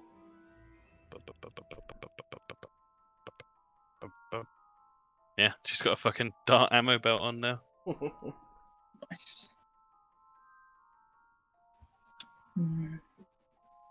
Seems this place may be built for long-term living if it has a training area. Quite indeed, Samuels. Very perceptive eyes you have there. Thank you. What is in this room? We've been in here before. Not been down these or up these stairs though. Quite. We could investigate upstairs first, if you think that's wise, Mr. Muse. I think there's 3 more doors, right? Down here? Yep, there's 1, 2, 3 down there. Perhaps after this floor. He's checking at that door. Yeah, push this door. Okay, so I'll tell you what you see when you push that door open.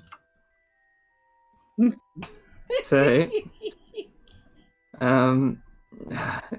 so the door, as you went to push it, is left slightly open, and as you're by the door, you can smell that as you open it, the aromas of cooking permeate the air. A large iron stove takes up one wall, and the rest of the room is filled with large tables and racks with hanging pots, pans, and cooking utensils. Everything is sparkling clean. You see in this room 2 strange-looking creatures. Anyone who can see them can make an Arcana check to work out what they are. Okay, sure.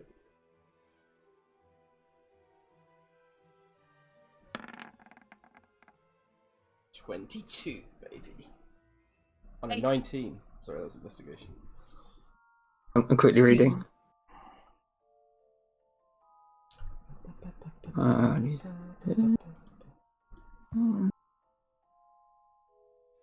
Okay.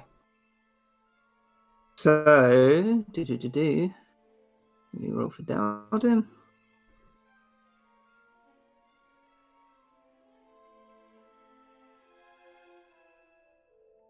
So, Muse, Little One, and Dowden can know what these creatures are. You see the cat. He wanders into the kitchen as well, and he starts eating out of his little bowl here. These 2 little creatures that you can see, everyone but Kaylin knows that they're homunculi. And as you come into the room, with flapping wings, 2 small forms go onto the nearest table. They start to bow towards you. And it's like, how can we help our honored guests? Cooking, cleaning, mending your clothes, perhaps? Please give us something to do. We've been in here with the cats for too long. He just gives a look to Little One and then turns back to them. He's like, well, there is scorch marks in the training room. What are you implying, Mr. Muse? They ask for a task. Very clever, Mr. Muse. Hello, what are your names, homunculi? This one is like, my name's Kieran. And this one's like, mine's Coriander. What was that? He lagged slightly. Mine's Coriander. Coriander. What a lovely name. Well, we may have a little task for you. There is a broom in the other room that is having a little bit of trouble cleaning up a bit of a scuffed mess on the floor from where someone has been training. Perhaps if you could help them polish out the floor. Cumin looks at Coriander. You do it! And then Coriander's like, no, you do it, you bastard! And Cumin's like, no, you do it! I was made by Fiscandia, you're by the other one, so you go do it! And you see Coriander's like, oh, and he flies past. The other one? Who is there? Another wizard or another person in here apart from Fiscandia? Well, Fiscandia went away a long time, but he was made by someone called Ferriot. Ferriot? Inferiot. Inferiot. Is he still here? They've been gone a long time. Well, that's a shame. I would have loved to have a chat with them. But, if you would like a task, were you coriander or... I'm cumin, I'm the best one. Ah, cumin, of course. Perhaps you could cook us up a little meal. I love cooking. So little one, Mm-hmm. Muse, and Dowden, you know that homunculi can't normally talk. Interesting. And he's going to sort of whisper over to Kayla and say, Quite interesting, really, that these homunculi, they usually are unable of speech. Perhaps Fristandia has found an interesting method, or this inferius, of, allowing them to speak in some way or another. Imagine being called inferior. It's really got to mess with you. It is, His name's Ferriot, but the homunculi called him Inferior. yes, well, quite a cruel nickname, really. But homunculi are not exactly known for their good nature. Kind of creepy. Oh, there's nothing to worry about. They are just constructs made of soot and dust. He looks at you. He's like, yeah, but at least I'm not. Can't think of anything to say. What do you want to eat? I've got lots in the larder. Oh, may I have a look in your larder? Yeah, go on. going to make his way in. Can he see anything nice inside? So in the larder is... Have a look. What's the cat eating? It's cat food. Yeah, cat. So the cats, you can see in the one corner, there's several ceramic bowls painted with stylized cats, and they're filled with water and like scraps from the kitchen. You can see that the cat you did meet has gone to eat at that bowl.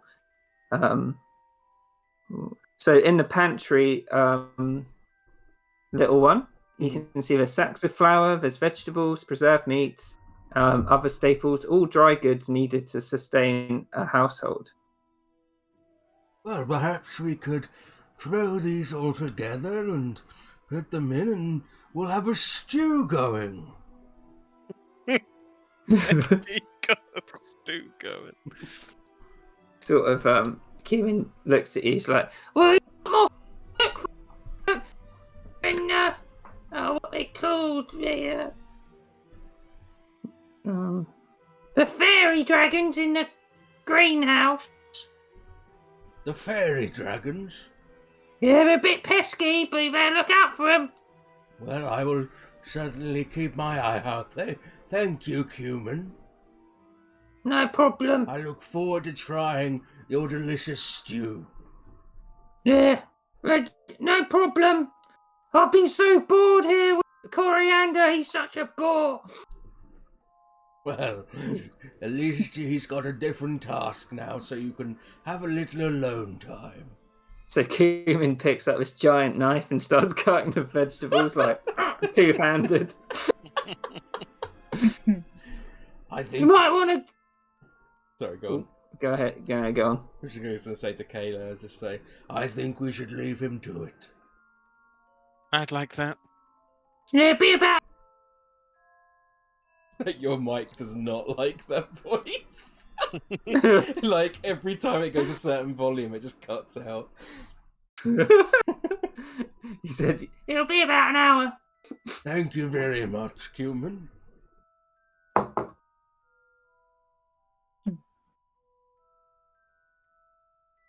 Kayla's kind of stopped at the threshold, and then she looks at the homunculus, Cumin, and He's says, like, oh yeah.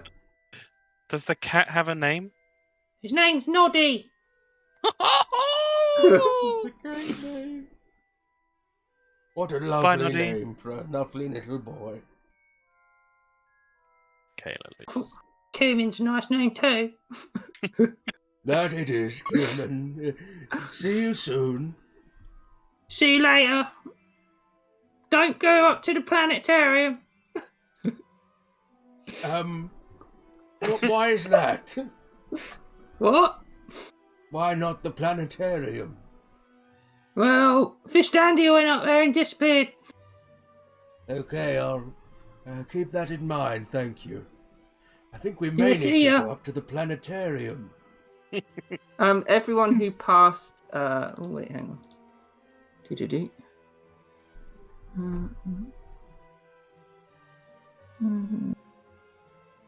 Okay, everyone who passed their check to see what a homunculi is. Mhm. Can you roll an Arcana check?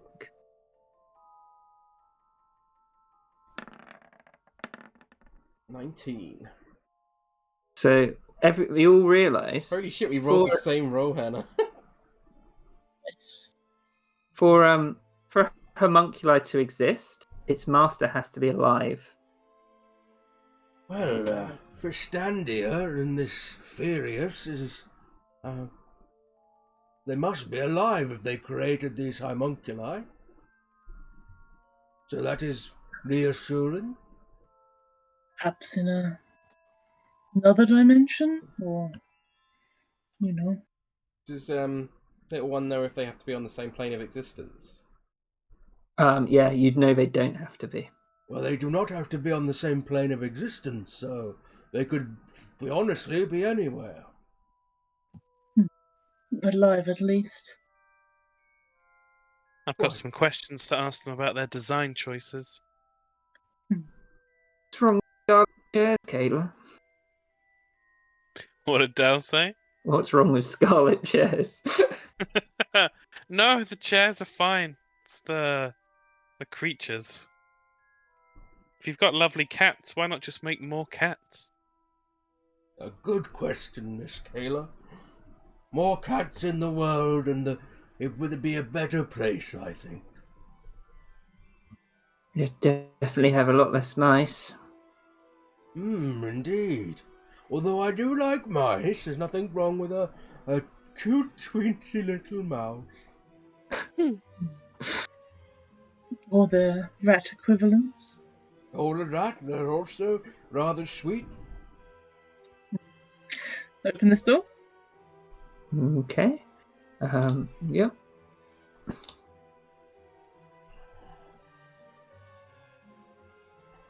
As you look into the room, see large windows form the entirety of one wall looking out onto 3 planted beds filled with vegetation.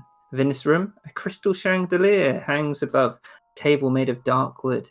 6 matching wooden chairs with scarlet cushions surround the table. A 7th chair sits alone in the corner. You can see that there's tapestries depict grapevines and sort of a process of winemaking as well. Okay. Kayla would say to little one, "Do you think that's the naughty chair?" Perhaps, maybe, Sir Daldan, you'd like to take a seat. Hang on. So Daldan goes over. Are they sitting down? That little one was saying she should sit in the corner seat because Kayla called it the naughty seat. Yeah, Daldan goes to sit down. And he's like, oh. As much as I'd love to sit down and for a lovely meal from that strange little homunculus, So- I do not think I would fit in these chairs. Muse, as you move there, Mm-hmm. you realise as you touch the back, as you drift against this chair here, Ooh. something appears. Put you there. It's a mimic chair! Oh yeah. And right. I guess that's the real naughty chair. Yeah, so the mimic chair moved the other chair. Oh, right. Of course it did. That's awesome. Not so good this time.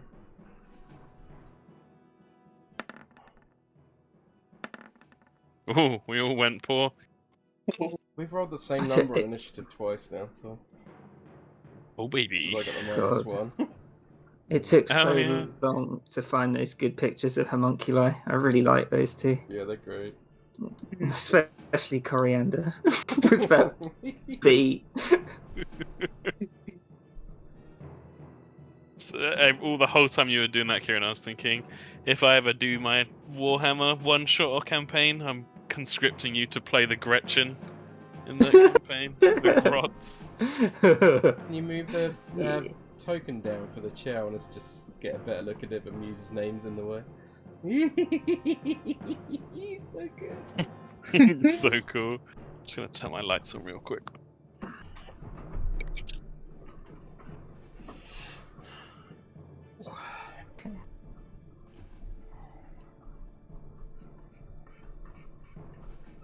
Down, Bernstein needs to roll his initiative. Oh, sorry. Sort of reading what the mimic does. Initiative. 12.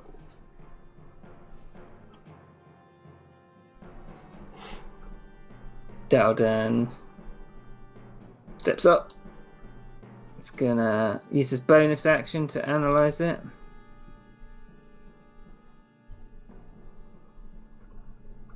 I am back. Willkommen back.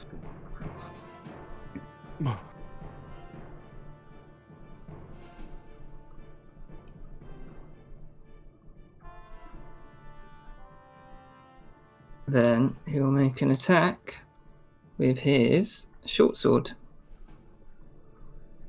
Let's go down.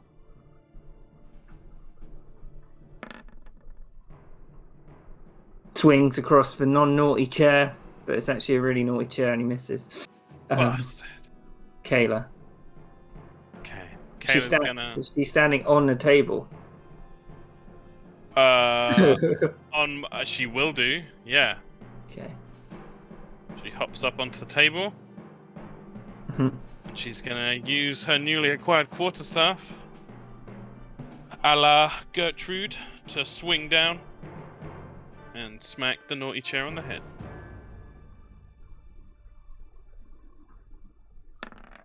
Oh my god.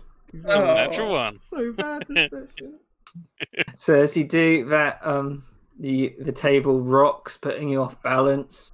Uh, You get disadvantage. Little one. she'll use her bonus action Oh, as she rocks.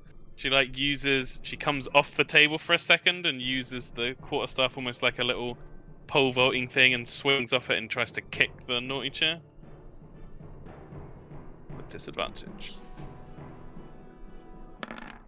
Oh Another my natural one. god, So- what the fuck? I'm gonna say because Through you've the got two in a window. row. Say she smashes through the window, and she goes prone with disadvantage on the other side.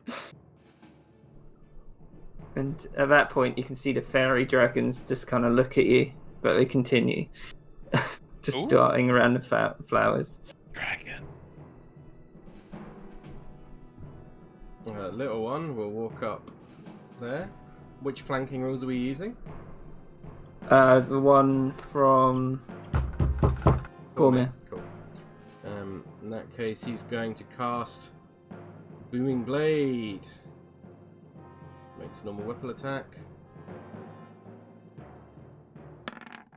Oh!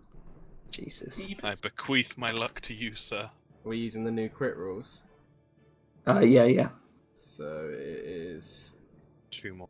2 more, so 13 points of damage. And then if it moves more than 5 feet, it takes this much thunder damage. 8 Whoa. thunder damage.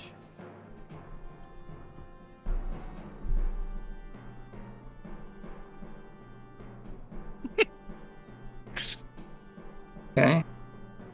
Right. How much thunder damage? 8 if it moves 5 feet or more. Okay, yeah. The mimic chair. How smart is it? Oh, it's relatively smart. It's gonna go for Kayla on the floor. Yep. It's going to use its pseudopod.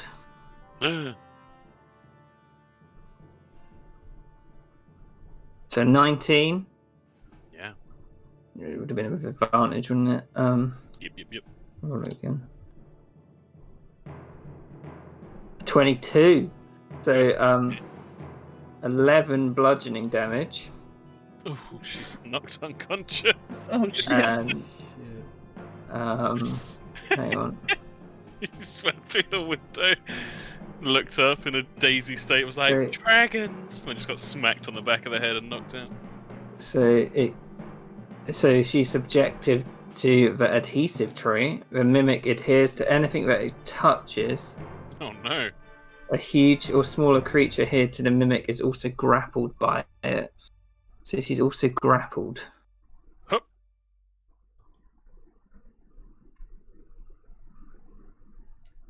Are we doing injuries in Candlekeep? I don't know. What does everyone else think?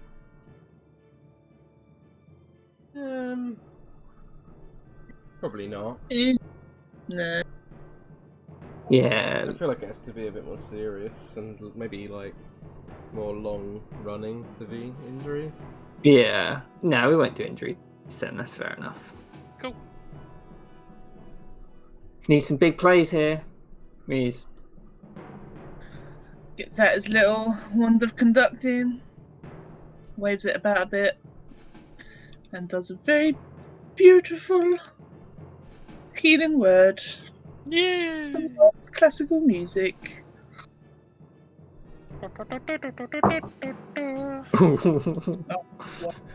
Hey man, I'll take it. Whee!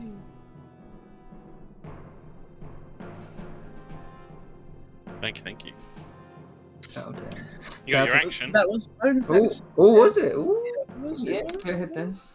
So it's gonna turn it from being nice music to horrible, evil, bad music to vicious mockery. This chair.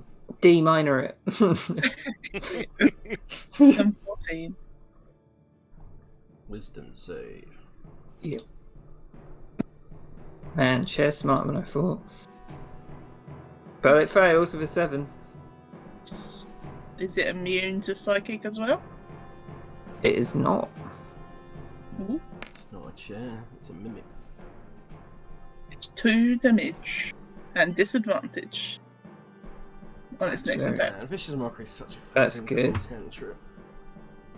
That's really good. Because with Grappler it gets advantage, but now it's got disadvantage. Nice. Kayla. Being knocked out and then woken back up again by the music. It's like, oh, music.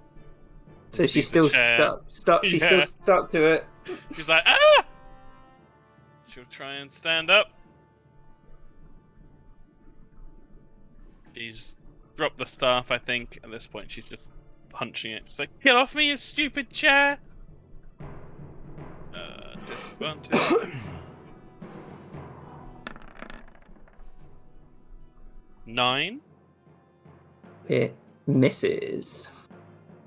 Bonus action. Just gonna try and kick it in the face. Oops, that's the wrong button. Normal roll.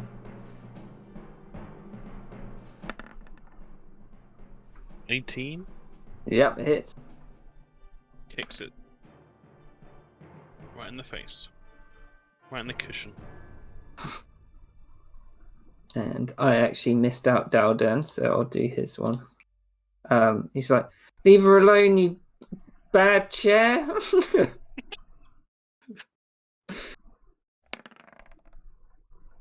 Oh, I thought it was a nat 20 then. Still hits, eh? Woohoo! And he pierces it through the cushion, and it's like, and you feel the sticky mess all over you, Kayla, as it sort of burns off as it dies. Seen this fan fiction before.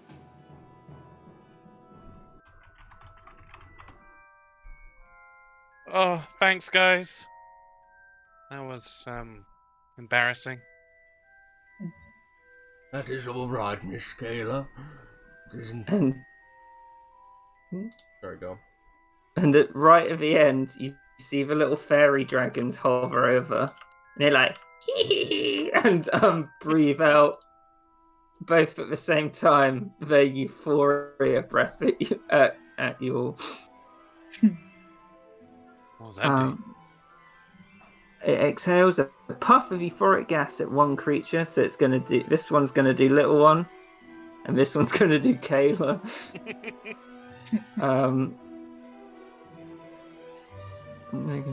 Can you both make wisdom saving throws?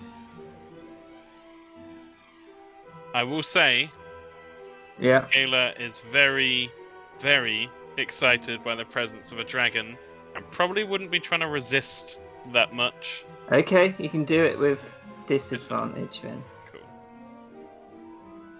Oops, I did a check. Bet it's the same. 8. So you fail. Little one. Oh, sorry. Oh, God. Hey, 8 buddies. So for 1 minute, Kayla, you are. You can't take actions, and you just move. You sort of lose control of where you're going. You don't know where you're walking.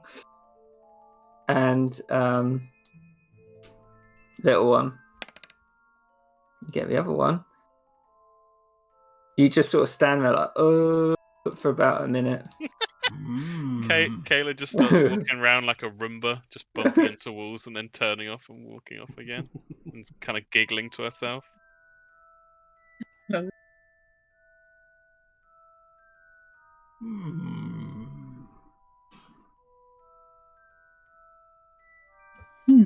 So this other room that you're partially in, this end of the building is an arboretum with open arched walls, flowering shrubs, and small trees grow between paved paths that meet in a semicircular patio. There's no sun, but 2 glowing globes hang above the plants, bathing them in light. There are colourful blossoms everywhere, filling the air with their perfume. After the gas wears off on little one, he's like, Oh, that was quite unusual. Well, perhaps we should search this room thoroughly and see if there's any books lying around. and he's gonna try and make an investigation check with asking for help. Yeah, Muse will help. About to release Kayla's path that she's taken. 19. Which, is he searching the dining room? Yeah, and through into the arboretum. Separate investigations Yeah, for each one. just a dining room to start with then. Okay, yeah. So Okay, someone Going. watch Kayla's token. I want to see what Yeah. this looks like when I release it. I'm 3, watching. 2, 1. Oh no. oh, that's cool. There you go. That's what she did in the minute. It's so good with the music.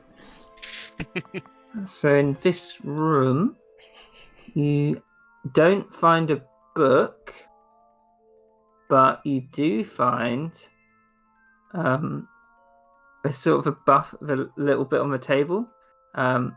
Contains silverware and a service for 6, like silverware. Mhm. And you know that they'd be worth about 20 gold, like how fancy this sort of cutlery is. Well, there is some fancy silverware here if any inspiring entrepreneurs want to try and sell it, but I think that we should leave it be just in case the homeowner returns. You do not want to try and eat dinner without cutlery, to let me tell you. Dowden picks up one of the silver forks and he like bangs it on the table and he's like, you could use it as a tuning fork, Muse.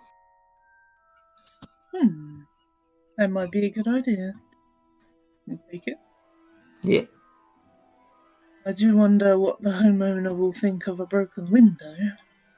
I'm sure we can... the Academy will be more than willing to pay for any damages.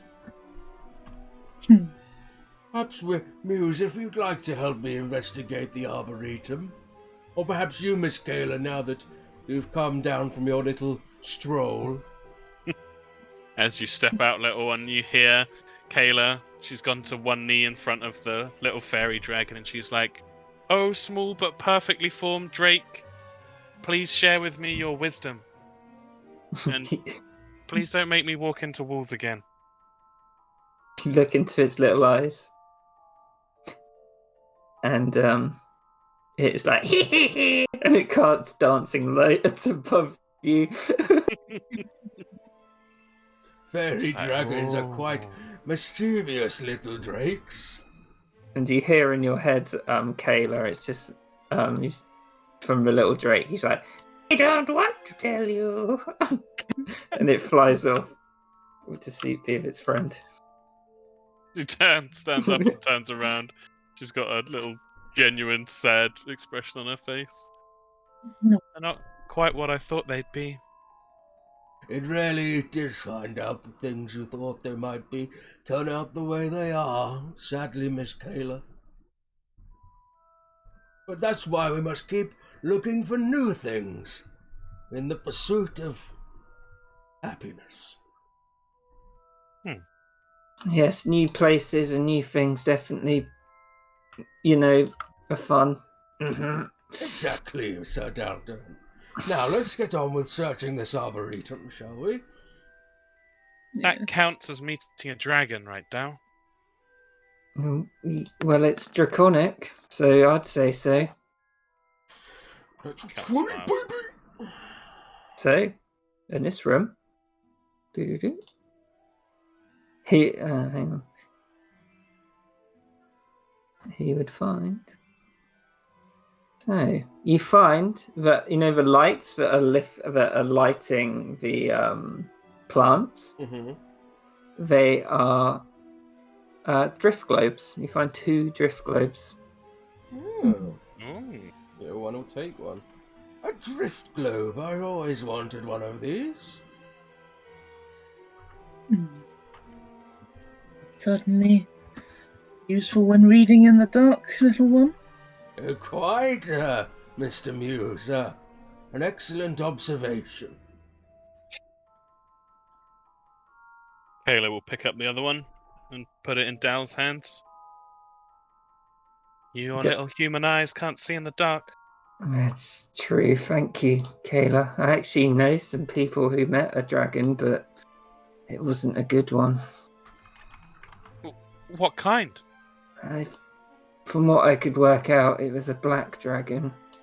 Oh, they must have been in trouble. Well,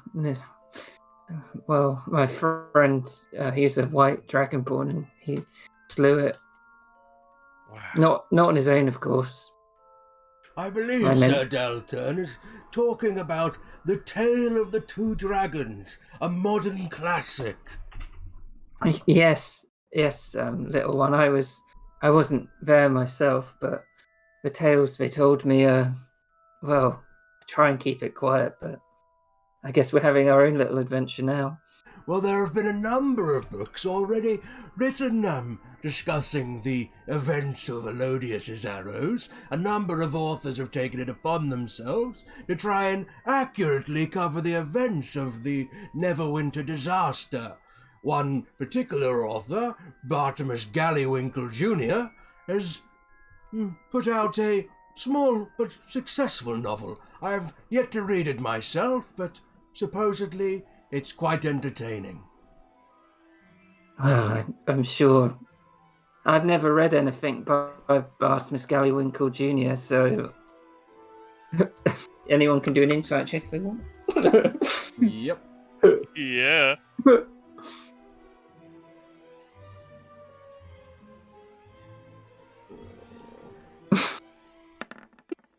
Muse. Wow, I actually got 17. Jesus. Yeah, Muse is like, oh, he definitely has. And little one. I need to roll deception for Delden. I completely forgot. This ain't gonna be good.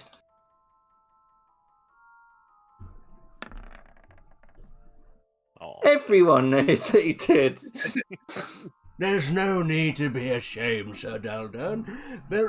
I have heard that Bartimus Gallywrinkle certainly delves into some of the seedier topics, but I'm sure that his more grander stories are perfectly acceptable for a boy of your young age. Kayla's grinning at Daldon. I only read Dragon of Lost Mountain because it was on my bed when I moved into Candlekeep. I didn't specifically look out for it. Insight check.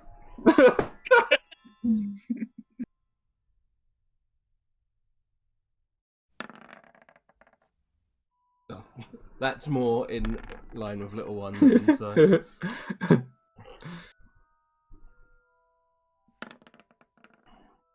Ooh, oh, Muse has got him pegged. Yeah, Muse knows. Yeah, just gives him an eyebrow, but he's not going to say anything. Very well, Sir Daldon. Well, shall we, there seems to be another door on the side of the dining room. Should we investigate? I would say it leads to the kitchen, but who knows in this place? Precisely. And a door unopened is an opportunity missed.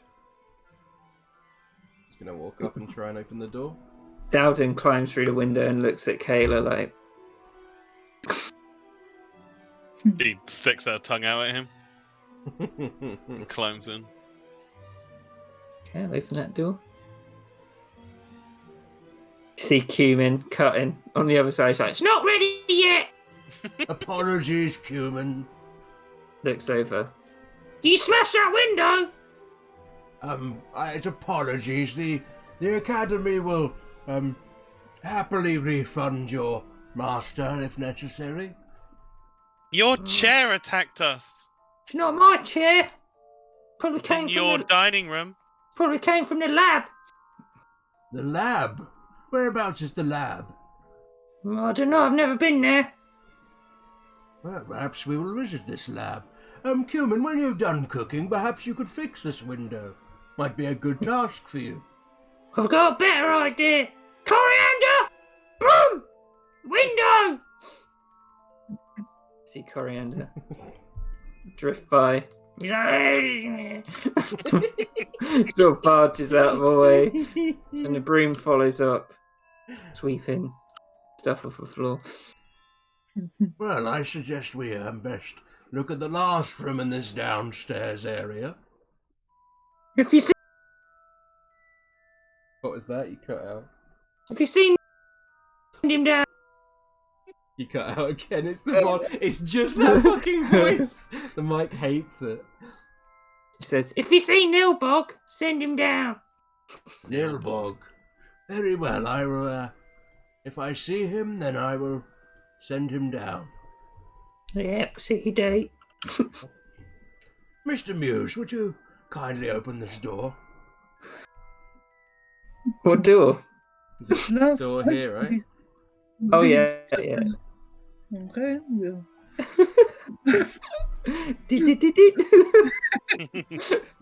Of course, that makes much more sense. Well, perhaps we could either head upstairs or downstairs. What say you, Kayla? Downstairs was the secret passage. Perhaps we should fully explore the non-secret house first. Good idea. After you, my dear. Gives him a little nod. Okay. Heads upstairs. You all heading upstairs then? Yeah. I'll transport you upstairs.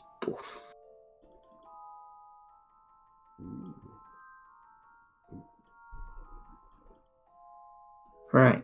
Let me just see what it says about me upstairs. Getting sales flashbacks. The landing at the top of the stairs is occupied by a suit of armor. Holding a longsword, which is pointing down. It sits upon a wooden stand in front of a large window. The armor is clearly decorative. Armor makes you slow. Right. I have some on myself. I like to wear a bit of studded leather. It's quite comfy on my large physique. I find it particularly loud. Large physique. Kayla leans round him and looks at Daldern and raises one eyebrow. That wasn't in the book. He smiles and walks on. As long as it's comfy. It is quite comfy. Strange that a mage arcane fellow would be collecting suits of armor. I suppose it's simply decorative, though. Maybe Can you we should take a closer. Yeah, there we go. You can do. This is the one bit I didn't get. Hang on, let me just read this. Mm-hmm. Okay. Yeah.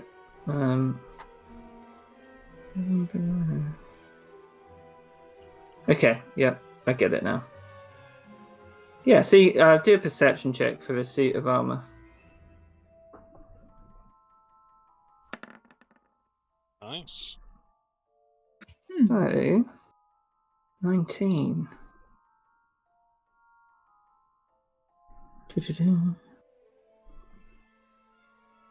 So you can see, as you're looking at the armor, you're like, there's nothing particularly stand out about this armor. The helmet and the sword look genuine. They could be used. They're items of good quality. But as you look up, you can see that there's light coming through the floorboards. From below it, directly. So if you look at the suit of armor and then you look up, you can see there's light, like white light coming through. Downwards. Yeah, downwards onto you. How interesting. Is it all over all of the ceiling or just above this armor? It's just above the armor. Well, perhaps there is another floor.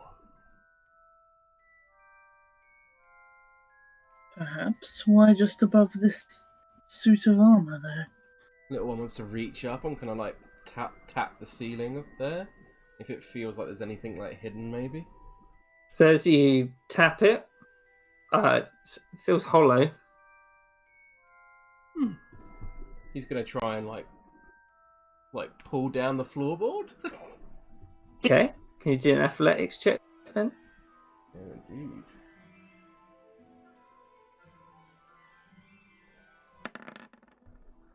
$18.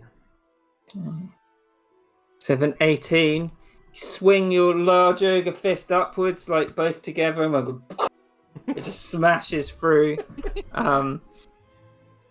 You can fine layer of dust comes down and like sprinkles over you. Mm-hmm. You can see you've made a hole into whatever's above there.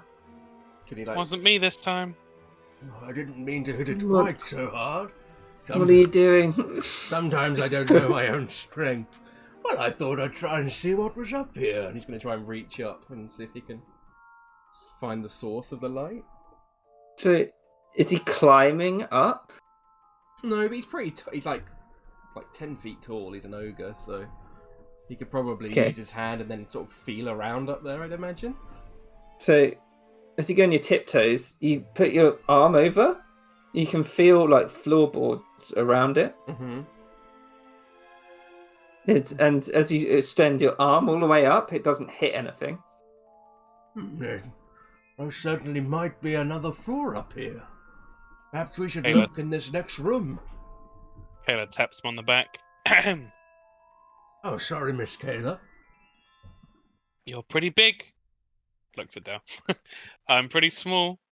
You could lift me up there. Ah, clever idea, Miss Kayla. And he's gonna sort of do the little push me up kind of thing with his hands. Yeah, Kayla would step onto his hands. So as you push up, you crawl your way up, and it looks like there is a sort of tunnel running the length of the building. It's like pretty squat, and you'd have to crawl through it. West to east or north You to can south? go west. So east. So to from west. here it goes west. You'd cool that down. There's a tunnel. I can follow it if you want me to. Well, it could be dangerous, Miss Kayla. But perhaps if Sir Daldan went with you? If he's coming with me, he's going in front. Just so you can look at my butt on the way through. And he like, She cocks a smile as she looks back down. Maybe. So is Kayla coming down and Dalden's going up? Yeah. Okay. So let me just do something quickly. Where it is? Perhaps you guys could try and follow us from below. Ah, good idea. Could I try? Would you like to take the lead, Mr. Muse, or shall I? You can take the lead. I'll watch from behind. I just want to check something. He's going to take the helmet off of the armor suit. Mm-hmm. Yeah, so you take it off, and in its place is just the part that was holding it there. Okay. So the light is not goes in and doesn't do anything. No. Yeah, so little one will help Daldan up first, and then Kayla afterwards. Okay, so they're sort of in a tunnel. Okay. Are they follow? Who wants to go first, Kayla and Dalden, or little one and Muse? Probably Kayla and Daldan. Yeah. Okay. Better So not it's fart. Well, I don't eat that badly, Kayla. You keep telling yourself that. So you keep crawling along, and eventually you come to a bit where it looks like you could jump out, and you can see a stone floor below you. Yeah, she'd look at Dowden and just say, "What'd you think?" How you gonna get back up? Shrugs. If you want to. She hangs her head down out of the hole and just kind of tries to look around the room. Okay. Do a quick acrobatics check just to see how much of yeah. Okay, she can get an all right look, I guess. So from what you can see, pretty bare. You can see a bookshelf, covered in chains though. There seems to be a plain wooden bench next to it, and a reading desk which is also built into the shelves. That's about all you can see. It's sort of a spare room with a large bookshelf, chained books, and a sort of study. Looks like this is where the extreme reading takes place. You mean like that book? I mean, like... No, not like that book. And she takes that as a cue to lower herself down. Does a graceful little flip to hold her arms up on the edge and lower her legs down, and then drops onto the ground. So Dalden would be above you, and he's like, "Is it safe?" Seems safe. Quite dark. Trying to work something out. She tiptoes towards the bookshelf and the desk. So Dalden drops down. As you step there, Kayla, one of the books comes flying out at you. Ah, fuck! I think during this time, little one would have just been talking back to me, saying, I've read about these human relationships and the young love, they call it, infatuation. Quite interesting to see it in action, I think they are currently in the flirtation stage. You mustn't think about it so literally, little one. Love, it's beautiful, especially as it blossoms. Well, that's a very good way of putting it, Sir Muse. I had not thought about it that way before. I tend to look at things in a more analytical way. Hmm. So, Perhaps I can show you the more beautiful. Yes, I would certainly like to read about the beauty of love more. It's quite a tricky subject. Certainly isn't easy. so as you step there, Kayla, two books attached to chains just fly out of you. You dodge one of them, the other one's coming around the other side. You're like, whoa, and like miss. Do a quick perception check. Oh. 10. From when a book flew out at you, you realise the chains aren't very long. Okay. Little Then- one trying to open this door, by the way. Hang on, I want to just see what Yeah, sorry. with perceiving Yeah, that, okay. she would definitely try and scrabble away, disengaging if she needs to. Okay. Which way would she be going? Back towards Dal on the wall. Okay.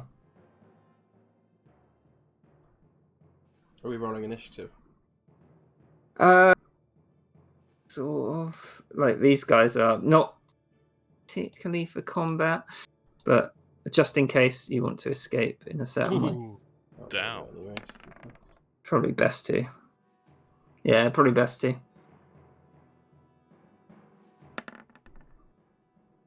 Oh, jeez. Damn. Hmm. Beat down by 0.13.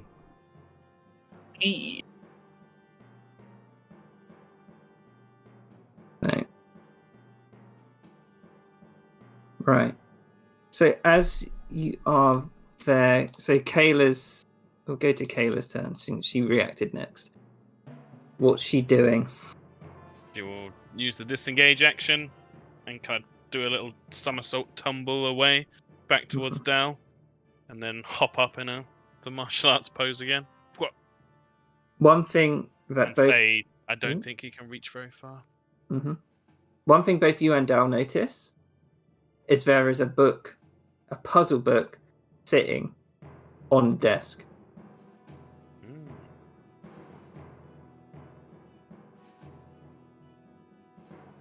Yeah, she'd say that to Dal, and that would be her turn. So it'd go to the chain library's turn, but it's only got 5-foot range. So it tries to swing out, but you're both like pinned against the corner. Nice. So, don't know what people want to do with combat. Can Muse and Little One hear anything? Would they have travelled anywhere in the meantime? Yeah, let's do moving into this room. You can't hear anything though, because this room is actually in a strange sort of place. Mm. Yeah, little one's going to just try and open the door. It's been enough time. Yep, Is it open? yep. I will tell you what you see. Just switch back the music for your little bits.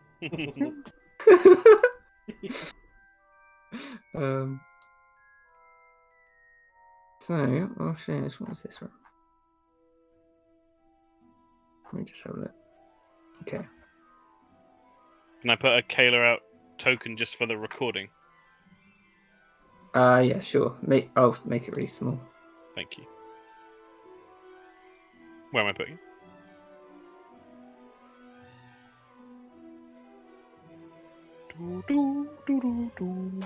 There you go. Perfect. Thank you. So most of this room is taken up by long wooden tables that are covered with glass vessels and books. Cabinets with glass doors line the walls, and they contain all manner of specimens. Just below the ceiling in the middle of the room, colourful globes circle each other in intricate dance. The far wall is completely covered by a map of the night sky, with a golden sunburst in the center above a closed door. The cabinet, as you look into them, a crowd of skulls, bones, mounted animals, rocks and minerals, dried plants, and jars of creatures floating in liquid. As you look around the tables, giving it a cursory glance, measuring devices, glassware, and other scientific apparatus sit on the tables between books. And you can also see on a blackboard there's complex charts and mathematical formulae which are drawn on a blackboard. Well, Sir Muse, I think we might have found the lab. I think you might be right, little one. I wonder where the other two are. Perhaps they are beyond that door.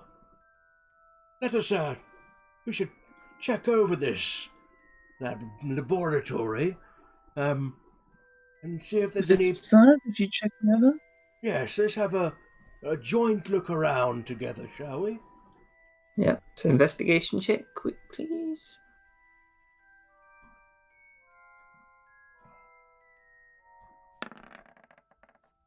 Oh. 11. So you look at the star map and you're like, and then you kind of look at this book over here. Mm-hmm. It is a puzzle book with the letter T on the spine. Ah, another letter. Another one to add to our collection, Mr. Muse. Did you find anything of note? Did he, Kieran? I think the most curious thing in this room would be a star map. That when you looked at it, so most of there's a lot. You can see the stars are represented by dots and circles, and there's 5 prominent stars which are rendered as blazing silver suns. Okay. Perhaps. Is it like the night sky, or is it like letters? Yeah, it's like the night sky. And these 5 larger stars burn out more than the other little dots. Are they in a particular pattern? Different sort of regions of space, but you can't discern any real pattern from them. Okay. Well, I think that makes another letter at least. What do we have now? We got a T, an I, and an R. So I think perhaps Sir Taldan could be along the right direction. Right. Possibly. What about that star map? Do you think that's worth taking along with us?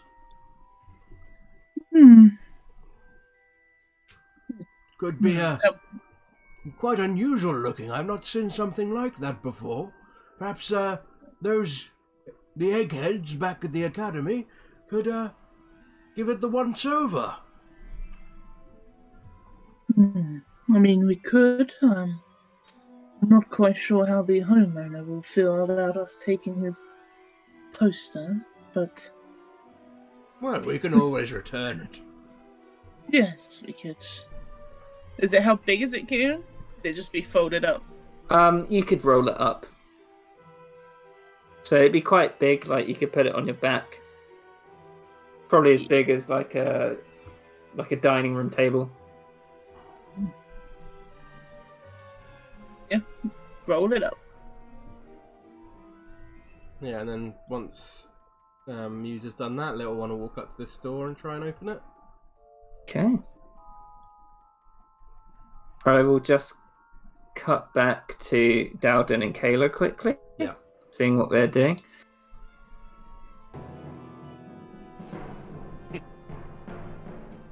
I also Dowden. have a tiny camera Oh yeah, sure. recording. A little one. Oh shit. Hello. Can you see? Yeah. Thank you. Okay. Dalton's like, what do we do, Kayla? Do we have grab a book and try and get back up? Is there any door in here? This is Tom asking. Kayla saying. Let me have... Yeah, there is this door, but it doesn't really look like there's a handle on it. Shit. How high up is the hole we jumped down through? About 10 feet. I don't know, Dal. It's gonna be difficult to get back up there. I could try and lift you. But we have the puzzle book. We need it. Okay, I'll try and grab it. Dalton. Gets his crossbow out. It's like, I'll cover you, and shoots a crossbow bolt at the chain library. Let's go down.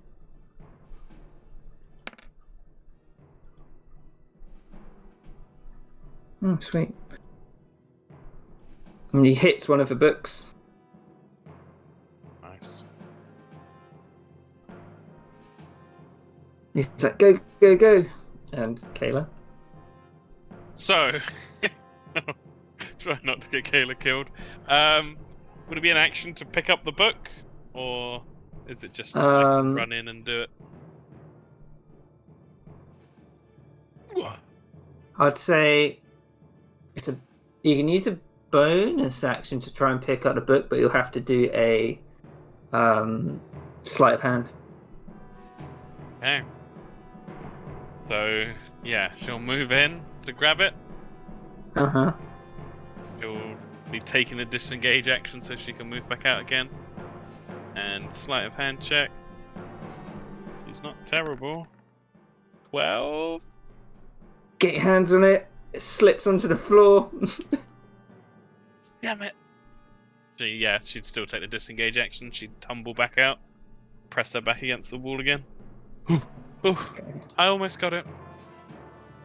And we'll cut back to little one amuse.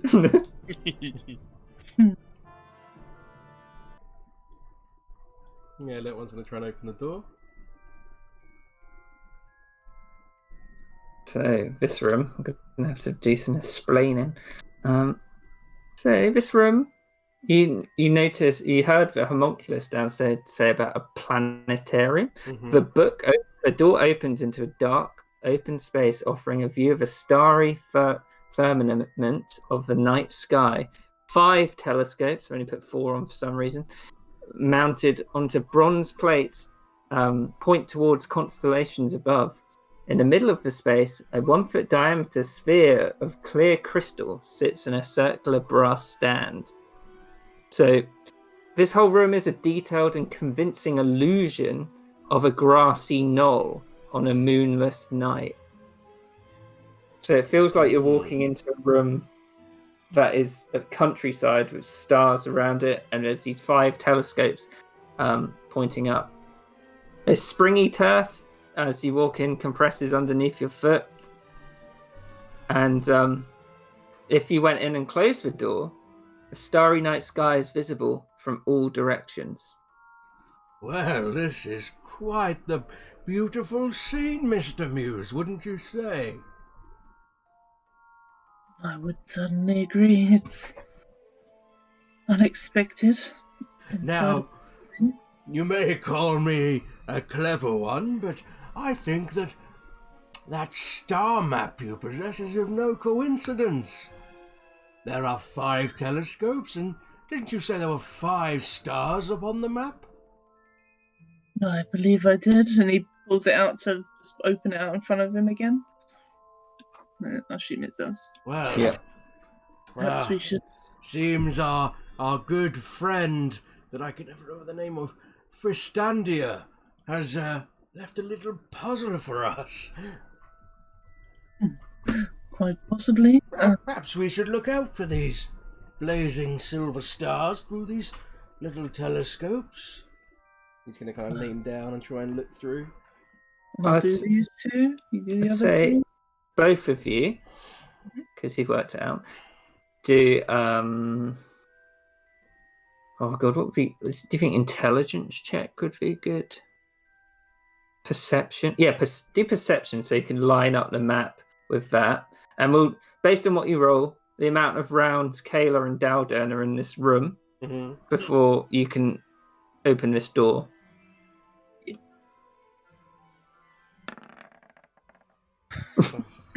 Oh, I got a 7. Oh, what was it? Perception. Yeah. Ooh, nice. Okay. So, what exactly are they doing with the telescopes? They would. I think little one would be trying to direct Muse to line them up with the stars that are on the star map. Okay. Like find each one, then like lock the telescope onto that position, and then move to the next one. Yeah. So that is right. With those two rolls, I'll say there's 2 rounds in between when they line the telescope up and when they'll be able to open the door into this other room. Mm-hmm. So, Dalden, maybe I should try. All right. Dalden disengages. Sleight of hand. Kayla will try and cover him in the same way by throwing a dart. Okay. Oh, Dalden. 20. Snatches the book. Goes back. Kayla. Oh my god! I love it. I think She's so clumsy. I've ever seen Roll you your- roll this bad. Roll your damage. Roll your damage, Tom. Just We've make got to him- do something about this. Just make him roll on the wild magic sorcerer table. We'll say that because she throws it as hard as she can, it bounces off a tough exterior and goes back and does 3 points of piercing damage onto her. As most of the force is taken out of the throw. She does such a good job snatching as well. She's just like, I got you, Dal! Yeah! Throws it, bounces back, looks down. It's like the fucking bit in, what's it? Shaun of the Dead when he gets the fucking dart in his head. Just like, Oh yeah. ah! Ouch. If I'd done the full damage, I would have knocked myself out. Been amazing. I thought it'd be a bit much with it bouncing off. So is the dart just stuck in her head? No, he said in her leg. Oh, I her just leg. thought of the Shaun of the Dead thing. Oh god, yeah. So it goes back to Dow. And he's going to prepare himself to give Kayla a leg up. Okay. That's his action. So he's standing there, so you get help on doing your acrobatics up. Okay. She'll wince, pull the dart out of her leg, tuck it back in the bandolier, look slightly shamefaced, but also stubborn at Dell. And then she counts him in 1, 2, 3, and Pushes up. tries to leap up. Yeah, and she climbs back up. No problem. Yeah. And she'll hold her hand out back down towards him. Yep. And at this point, the door on the other side starts to open, and it is Muse's turn. Hang on, I'm just going to get a drink, seeing as Hannah's gone. Be right back. Yeah. Oh, shit.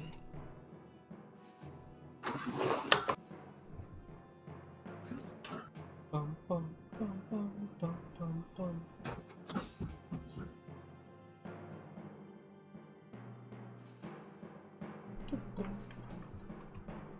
Oh, I love Kayla and Dow's little relationship.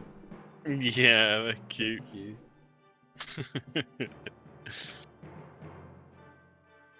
I love Little One. He's the best. Yeah. He's such a good like narrator / driver. Oh, I'm glad. It's fun to play. And in terms of Harry Potter, he's kind of like our Hagrid, which makes me love him Yeah. even more. I didn't even think of that. That's great. He's the older, strong figure. He's very fun to play. I'm sad I didn't get to play Pierre tonight, though. Yeah. on, yeah. I was ready for Pierre and Toby. I had my song ready and everything. What's Pierre's voice gonna be? I think he's just gonna be like my voice, but kind of a bit more like, aha, kind of guy. Finding it This is- difficult to be like gruff Toby, but not be Otacto. Yeah. This is a really good level 1 adventure. Loving it. It's really great. cool, yeah. Lots of detail.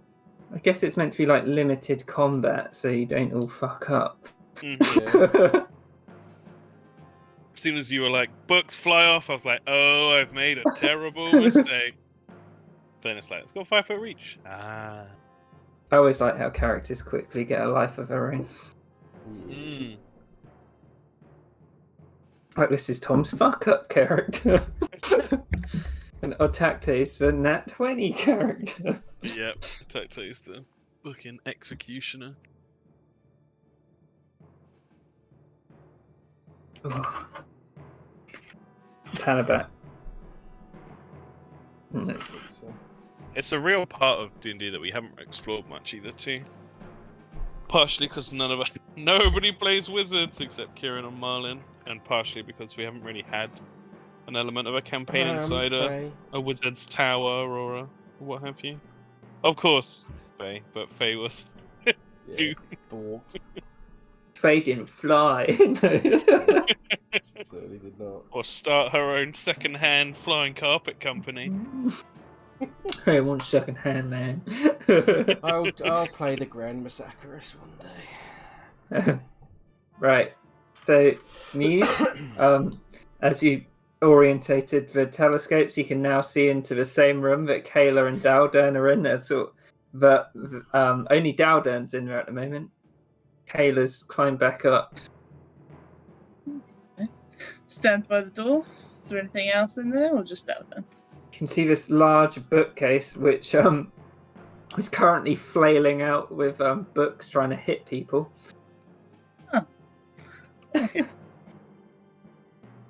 Then he'll just look at Delden and say, well, I guess you found something. Daldern is going to shout out, "Watch out for the books, Muse!" Yep, he's gonna cast Vicious Mockery again on it with the wand, Okay. but it is a book, so no damage. But if it fails, disadvantage. Fails. Yeah, So, it's a disadvantage. yeah, it is immune. If I step here, does that still count as in range? Well, you'd get an attack of opportunity, Yeah, that's what I thought. Alright, but it wouldn't be in range because he can't see you. We'll stay here. Yeah. Daldern looks up at Kayla. Muse is coming. He knows little one's coming. Yep. Doesn't really know what to do. He's going to shoot the book. He's going to use his bow collection to mark it. You. Adroit analysis. I really like 7. It's an interesting class. It's cool. I need to look at it again. Quite good because one of them's philosopher. One of the level 3 ones. I was thinking about making a fucking hill dwarf or mountain dwarf, whichever one it is that has the health bonus. Just fucking Ooh. 20 constitution, fattest pugilist in the world that's just there like, fucking come on. So, Daldern missed with his crossbow. No. Gonna... Dunno. I think part of him would just try and run out and be like, let's leave it alone. Yeah? Yeah, he's going to run. He's going like, let's get out of here. There isn't anything else to be gained. We got the puzzle book. And it's going to use its thing, but at disadvantage. Vicious mockery. So it swings out. It just grazes past Dalden's head. He runs out into the alchemy lab. Little one. Well, I think it might be time to go, Mr. Muse. And he's going to sort of just pull him backwards away. Is Muse resisting, or is he just getting pulled along? Yeah, well, Okay. And yeah, he'll shut the door behind them as well. Kayla just gonna Kayla's like, well, that's nice. let's go to Then she Kayla's. pulls herself up and starts crawling back through the tunnel. Yep. Would she drop down when she got to the suit of armor? Yeah. Okay, she'd bloop here. So when you've all reconvened, Dalden would hold out the new puzzle book that he's got. It's like it's got the letter L on it. No, it's got W, I, L, and T now. W. You have W? I thought we found a W. No, R. R-I-T-L. R, I, L, and T. Well, I think that doesn't quite line up with either of your suggestions, unfortunately. I could have misspelled it as Rittle, and then she kind of slumps on the ground and tentatively pulls up the leg of her trouser leg. It's like, ow, ow, ow, ow, ow. Oh Just dear, looking at come that. here, Miss Kayla. Let me see if little one can help with that. And He's going to cast Cure Wounds on you. Did you heal? Oh, that's actually the perfect number. Done that twice. It's like, oh, thank you. you're most welcome, my dear. Little one. Yes, Mr. Dalden. What sort of name, what race does the name Fistandia come from? Maybe this whole puzzle is in Elven, not common. Maybe it's like, Ah, that's a very good point. you know, they say about Comlish, where they use common script for the Elven language. But maybe I'm just overthinking it. That's smart, Dow. Good thinking. Very smart. That is certainly the makings of a brain box. What happens if they're actually using a code and the code's within the house? Very interesting. And what happened? Let us, I think before we jump to too many conclusions, we should investigate all areas of this house, and we've still found that little staircase heading down below, so I think we should head there first. I think that's a good idea. A secret code in a secret room. Yes. You know, we should have checked the larder for some Bucks Fizz. Well, you know what they say. I've read about Buck's Fizz, and they say it is quite possibly the most tasty drink in all of Faerun. My mum says a Bucks Fizz a day keeps the doctor away. Well, due to it being an alcoholic drink, I think it's actually more likely that a Buck's Fizz a day may end to liver failure. Yeah, the elves actually make fun of the humans for their love of Bucks Fizz. Didn't want to say anything. Well, we can't all drink whatever elves drink. Ambrosia, nectar. Personally, I've always found that Buck's Fizz and orange juice have little distinction between the two. It's probably because you processed alcohol so fast, little one. That could be true, Sir Dalden. Yeah. What's your name always, little one? He kind of looks down and looks slightly kind of thoughtful for a moment, and then says, It is a name of an old friend that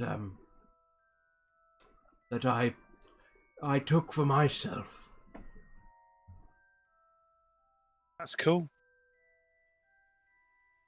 Were you always Alright. named Kayla? As long as I can remember, yeah. Well, it's quite a lovely name. I think my dad wanted it to be fancier, but my mum wouldn't have me with a full elvish name. I knew a guy with only one name. Ah, I know who you're talking about. My friend is obsessed with him. Your friend. Who are you both referring to? Is it Mr. Muse? He only has one name. Oh, is that way? Do you know Mr. Blam Muse? Not Mr. Blam, Colonel Blam, whatever, Commodore Blam. I've heard rumours and stories on my travels. Yes. Oh, it is pretty, you know. I always thought, what if I was just Dowder? And he sort of looks up in the air and crosses his arms like, yeah. Well, I believe that please correct me if I am wrong, Mr. Muse, but that the tieflings, they have a tradition where they like to give themselves virtue names. Is Muse a virtue name, Mr. Muse? Quite observant, little one. It is a virtue name I gave myself. I do not know my original name. Well, that makes two of us, I suppose. It's Chose your own name's pretty cool. definitely better than what Matrius said, Mr. Music. That's he looks like, oh. Kayla giggles. Not quite, Mr. Music, no. Also, it's well cute. With Dowden and Kayla next to each other, their nameplates look like it says Dowden and Kayla. They And then I was cool. like, that's so cute. And then I looked at little one and it says little on Dowden. I was like, it's not cute anymore. Anyway, Kayla will move towards this door up here. Yep. Boop. She will tentatively open it. Yep, right.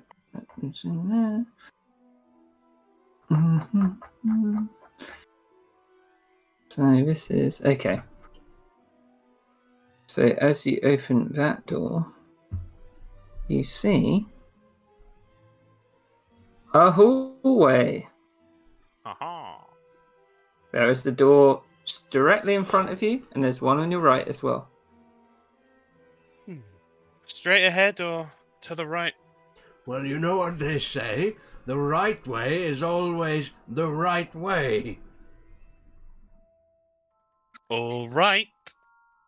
Very good, Miss Kayla. She takes the handle, opens it. Okay. Wow. So Wow, looks comfy. each corner of this pleasant parlour has a scarlet armchair and a reading table piled high with books. A cheery fire burns in the fireplace.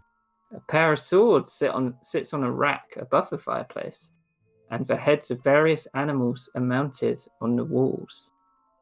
Well, this is quite a pleasant little room. I imagine a lot of reading was completed here. And little one sort of finger through the different books and see if he can Yeah. find any ones of interest. So, yeah, do an investigation check quickly. 19. So, the books that you see in this room are all poetry or heroic fiction meant for entertainment. trophy heads, a stag, a wolf, there's a paraton, and a hellhound, and a black dragon wormling, which are all purely decorative. You also on the table over here, you find a puzzle book. Do you pick it up? Yeah, he would.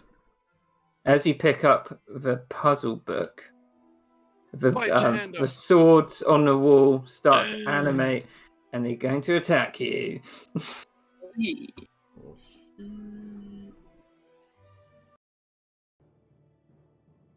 Kayla would have done a little sad salute to the black dragon wormling. Yeah, poor thing.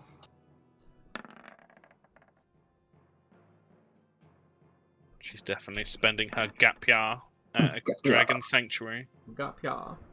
Gap year. Fuck! I didn't take my token.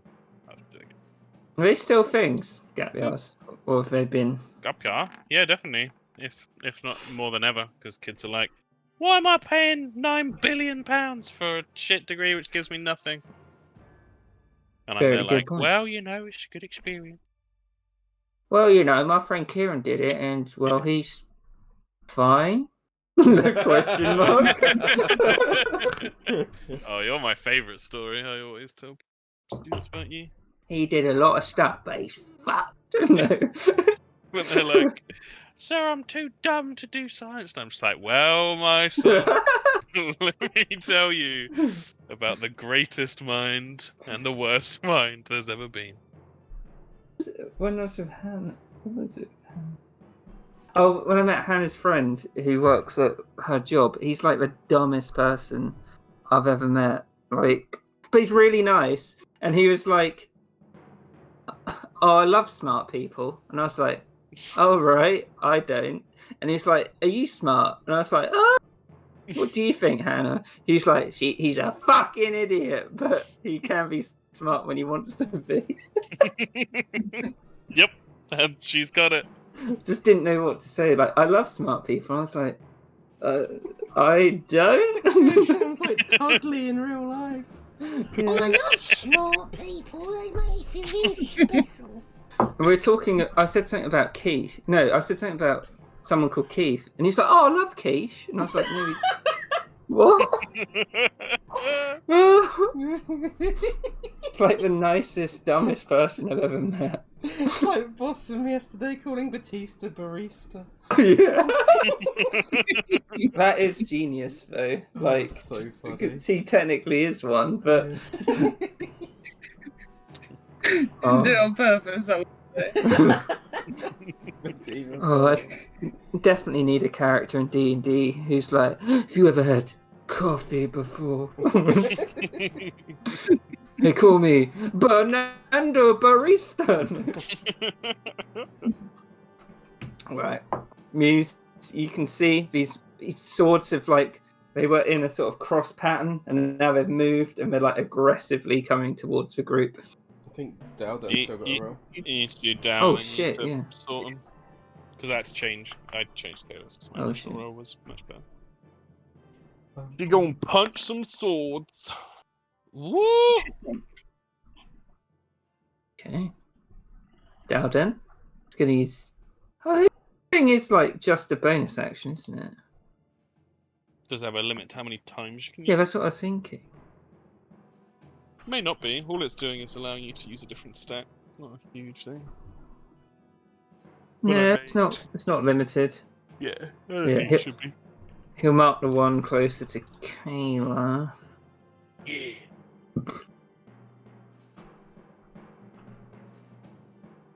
Or down. Pulls out his crossbow.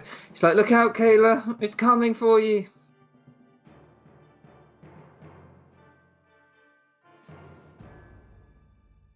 Nice. Ooh, but it clatters off Oh shit. the sword. Kayla.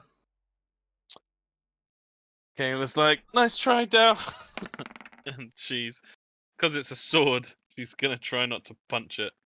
She's gonna use the quarterstaff that she got before. Hit the one next to her. 17.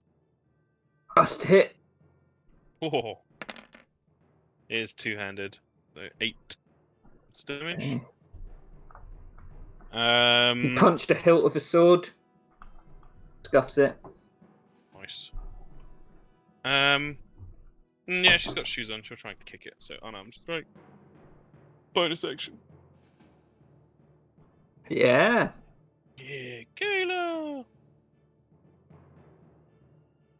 Take it. Again, it flies back. It's still coming. It's like, damn, things are tough. Set down. Muse. Muse steps back into the chair. And he's going to use... Sits down. Not quite sits down, but really does. Crosses his legs, He's gonna wish his wand, and he's gonna use the vibrations from the music to cause disadvantage if they fail. Wisdom 14. Both of them. I'll do one at a time. Okay, I'll do the one to the north, then the one to the south. So a 5 and an 8. Can I do one at a time? So we'll take the 5. Yeah. So it gets disadvantage. Yeah, on its next attack. And then the other one gets an 8, so he fails. No, she said it can only do one Oh, right, okay, yeah. at a time. Yeah. I think that's what I got. I don't think I got any bonus. Oh, I do, because I'm a bard. Bardic inspiration. Oh.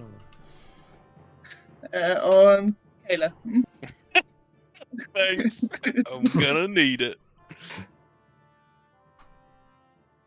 Little one. Make it nice, simple. Booming blade. Booming blade. Oh my god! That's the second one. I've seen this one here. Oh! So 18 points of damage. And then So- if it moves, it takes an extra 3 thunder damage. So you just pull your club out, smash it. It just goes halfway across the room and shatters into pieces on the floor. No. Uses like conducting this delicate balance of music. Kayla's like punching, and he's just like, little one smash. Yeah. Flying swords will 1, 2, Kayla, 3, 4, little one.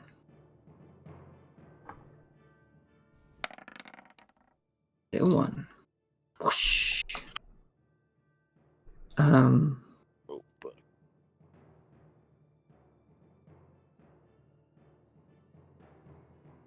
22. Definitely hits.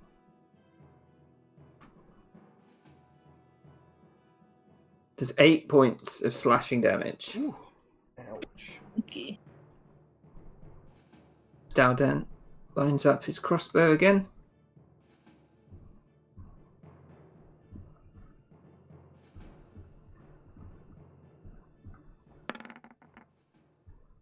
Hit. yeah. Woo! And it plinks off the side. The sword goes spinning around and lands into the fire and doesn't animate again. Oh, yeah. Nice. Is this what like D&D is meant to be like normally, like tiny little encounters that just gradually weigh you down? Mm-hmm. Yes. Yeah. In the Whereas Dungeons we're like- Master's guide, it says meant to have between 5 and 6 medium to hard encounters every adventuring day. God, and we're just like one fucking massive one though. A lot of people run it the way we do. Yeah. Because it's a lot easier to manage. Yeah. So, as you'd look at the book in your hand, little one, Mm-hmm. you'd see that it is a Y. Ooh, so we've got, what have we got now? YLRIT. RITLY. RITLY. Okay. Well, it could spell out Ridley. But Ripley? I believe that Sir Daldon may be correct, that perhaps this is some kind of code. I wonder how many are left. Indeed. Regardless, that sword certainly nipped me for quite a significant amount of damage. Would anyone Please be... tell me. Sorry, Miss Kayla, go ahead. I was just gonna say, please tell me you didn't use all your healing on me. Unfortunately, I did today, Miss Kayla. But that is all right. You're looking quite bright and sprightly. Thank you, little one. I suggest that we sit down and have a nice little rest. This looks like the perfect room for it. Maybe we could go and see if that food's ready. That's an excellent idea. Sir Daldon, if you'd like to lead the way, we can sit around that table. I'll teleport you down.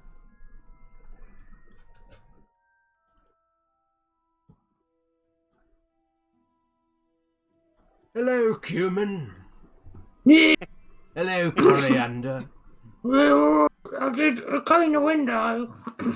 Has the food been prepared yet, cumin? He looks at you, points at that pot. Ah, delicious. Would you be so kind to serve it us if we were to take up residence in your dining room? Well, be my God. Every time it cuts out with that voice. Makes it funnier. Well, Go and sit down. thank you. We will sit down. Yeah, little one's gonna stand because the chairs are probably not big enough for him. But yeah. He could get 2 chairs. No, Oh wait, that isn't that chair. Yeah. he'll just sit cross-legged where there's not a chair, and he'll probably be the height of the table anyway. Coriander flies out. He's carrying a huge pot, which is just splashing about red liquid everywhere. That one for you. He pulls out a bowl of. They haven't said what. One for you. For you. What? Looks at little one. He's like 2 for you, and flies back in. Thank you, coriander. And Well. Cumin comes out and he puts a piece of bread and some spoons down. He's like, enjoy! Thank you kindly. Thanks. Thank you. I'm sure it's nice. He's gonna try it. Kayla's gonna sniff it suspiciously. So we get as you sniff it, Muse. Wait, who's sniffing? I am. You Kayla. get some like garlicky and sweet notes as you taste it, Muse. It's like, oh, it's tomato soup. It's quite nice. Little one's just gonna like neck it with 2 hands. The bowl. Surprisingly nice. Yes, Well, indeed. At least if we get stuck here, we aren't spoilt for food. Quite, Sir Well, we are Daldon. spoilt.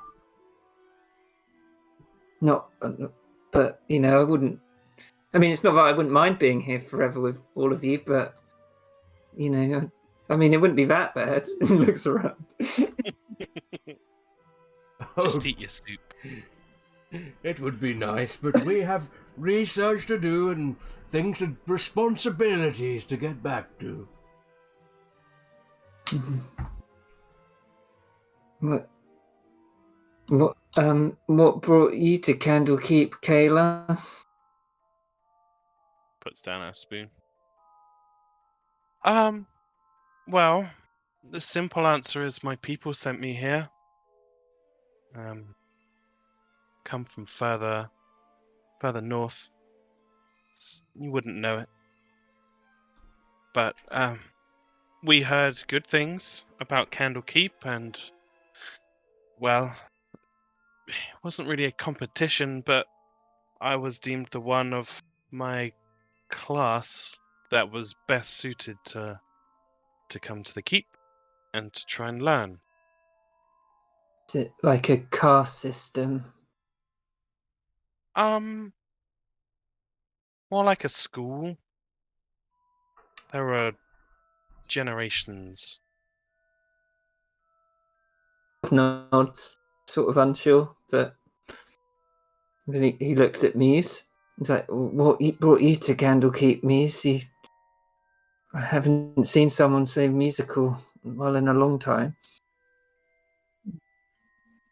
Don't go out much to theatre or entertainment. If you've been to Fandolin, Muse, there isn't much of that around, and I have been to Neverwinter once, but Well, I've come in search of a particular piece of music. I don't know what it would look like, but I will know it when I hear it nods. or when I play it. Well, I can imagine the troves of musical. It must be so deep with so many different cultures. Certainly, it could be anywhere. I could spend a lifetime searching, but I hope to find it. How about yourself, Daldon? Well, I've always wanted to learn, and well, there was a strange event when I lived in Fandolin, and I got patronage from a. Just kind of looks around. Strange old man who was with a group of adventurers, and well, some not so good things happened, and I guess this was one of his ways of making it up to me. It's not like that sort of thing, but he looks around like not like that, but yeah. But I appreciate everything he's done, even if he is a bit strange. I'm sure he means well. I'm sure he does. He has a weird way of, well, his outlook on life is just not common.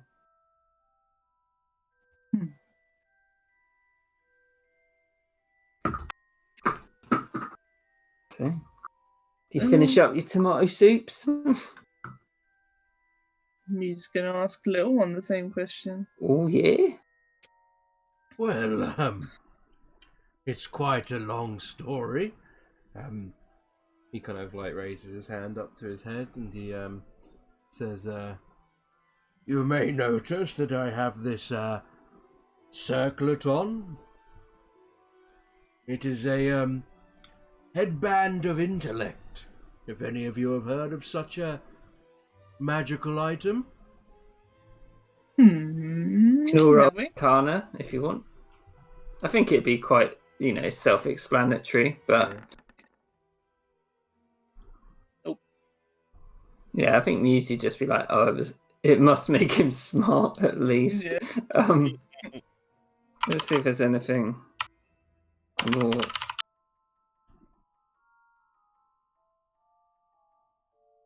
Yeah, so people who got sort of higher than Muse would know it makes you very intelligent, but it's obviously got a limit, and you can't go beyond that limit. Well, I happened upon this item. and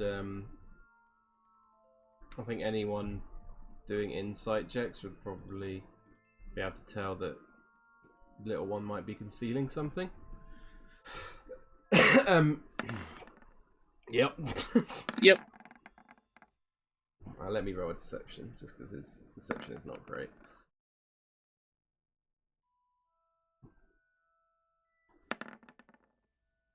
Eight. Yeah, no. Yep. I happened upon this item, and as you probably many of you know, many of my kind are not we are not blessed with the with intellect, and well, I found myself in quite a precarious situation, really, having this newfound intelligence and a new understanding of the world that I didn't quite fit in anywhere, really.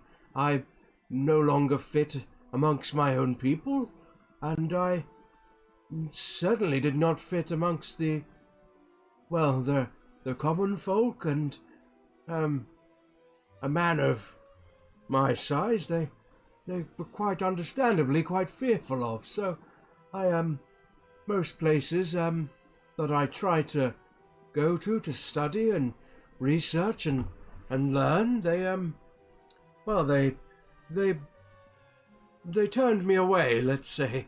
Yeah, a nice way of putting it. And but eventually I happened upon a Candlekeep, as you may know, and they were quite happy to take me in, and everyone has been very kind, and I've learned a great deal, and they've recommended quite a few various books to me, so it has been quite the little adventure. Well, you fit among us, little one, so don't you worry about that. That's very kind of you, Sir Daldern. Must have been quite distressing to not fit among your own people.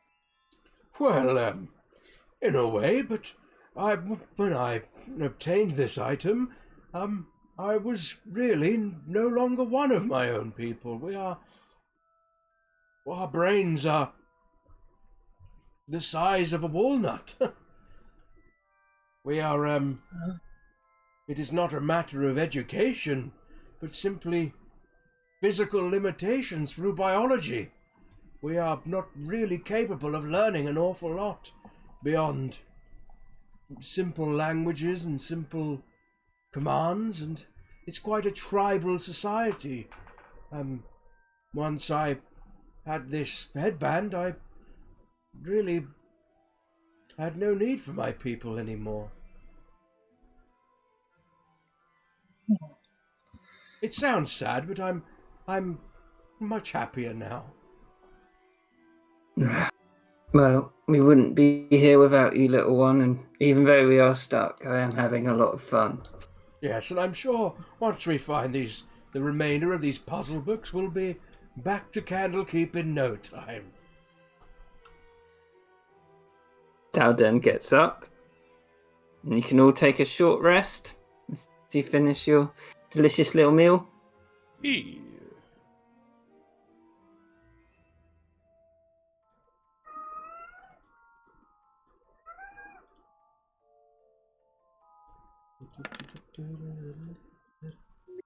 Nice. Back to 4 HP. Pretty good roll. Yeah, it was very good actually.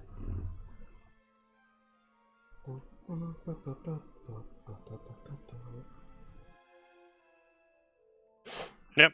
Kayla's going to lead the way. Yeah, little one will follow. Okay. I Excuse will. me, gentlemen. Is there anything else you need?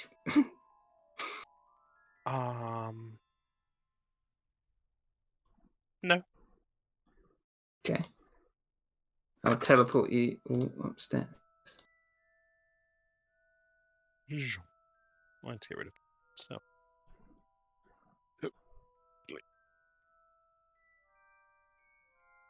After you, Sir Daldern. Thanks, little one. And he pushes open the door, which is slightly ajar. And as you walk into the room, this is an open and airy bedroom. A canopied bed with rich scarlet curtains occupies one corner. A jug and a wash basin stand on top of a chest of drawers, and a fluffy black cat is napping on a scarlet easy chair. One wall is covered with a large painting of a gold dragon perched heroically on a mountaintop. Oh. I need to get the name of this guy's decorator. Oh, another lovely little puss. Aren't you a very sweet little one? And he's just gonna tickle it on the chin.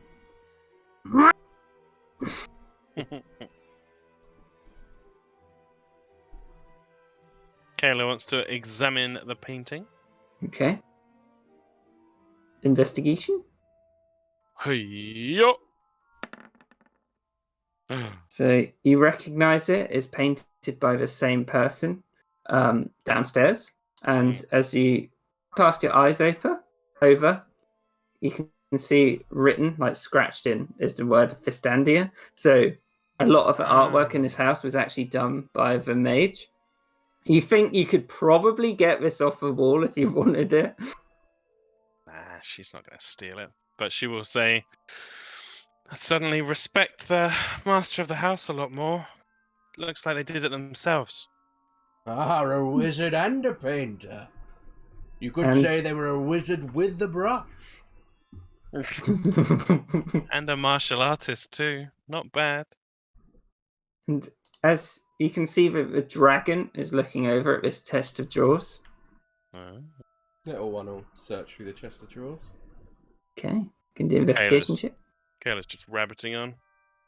Mm-hmm. Gold dragons are meant to be the mightiest, the most glorious of the metallics. Bad roll. 8. I always heard silver dragons were pretty noble as well. So Yeah. an 8. On the top of the chest of drawers, you see another puzzle book. Ooh, nice. And as you're looking through a chest of drawers, you're like, this is just all robes! Like, they're all too small for me. Well, it's not. It seems Vistandia kept quite the little collection of fancy clothing, but I found another puzzle book. What letter does it have on it? E. And this one's an E.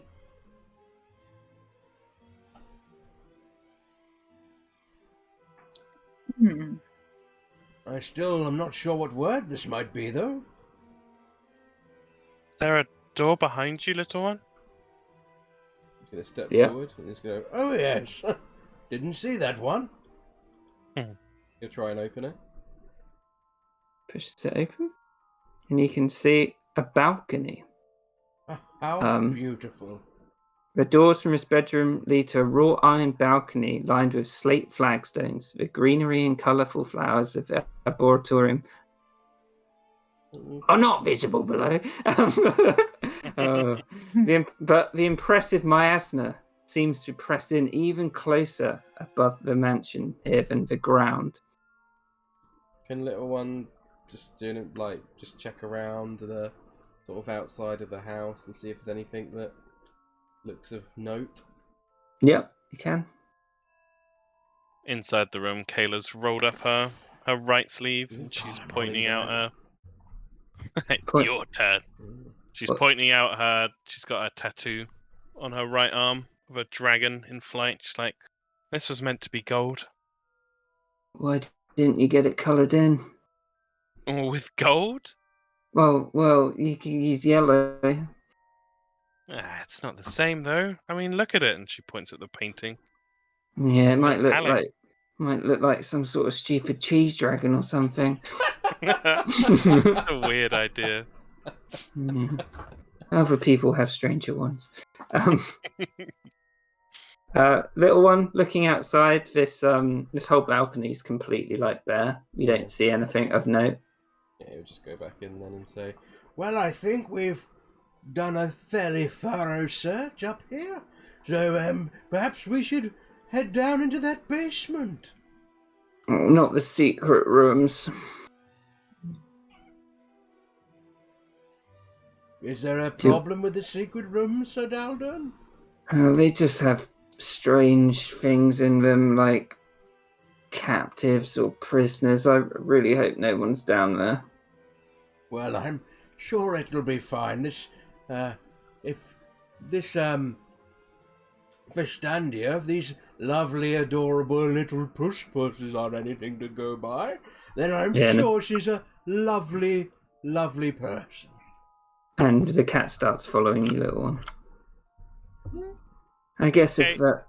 Yeah, go on, I was just Kayla. going to say, can Kayla do an insight check on Dowden?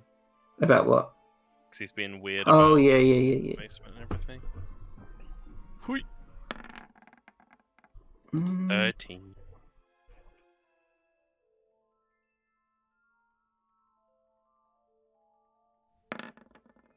Oh, Yes. the -1. yeah, you can tell something's up. It could be he dislikes small spaces. Mhm. Could be, well, there's definitely Yeah, something strange going on. she just files it away for later. And as he's walking Investigation. down the stairs, she's like, well, at least if there are people down there, we'll help them, right? Exactly. So I'll move you down to the landing.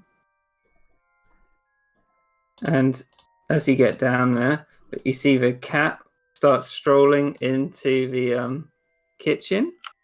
Yeah. And it's like, Nilbog, where are you? Missed your dinner. Ah, this is Nilbog, is it? Yeah, I named him. It's a lovely Noddy. name.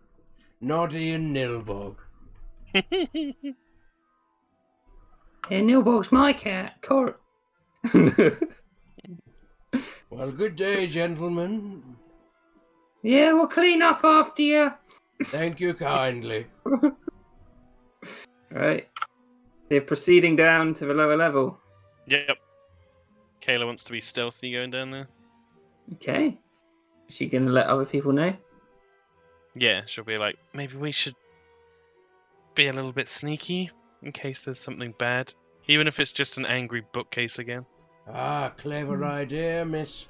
Kayla. You can Did certainly your, try. did your crown come off then for a second, little one? Just came loose slightly. You must be careful. If it ever comes off, I must warn all of you. If it ever comes off, then I will not be myself, and you have my full permission to put me down if necessary. She frowns at that. Yeah, and so is Muse. Have you thought about securing it? Well, it's a magical item, so it fits exactly onto my head, but I suppose I'm not sure how would be the best way to secure it. I can just imagine him going down the stairs with his stealth rolls. Like Muse is like, is there any way to secure it? He's like, oh yes, there's plenty of them.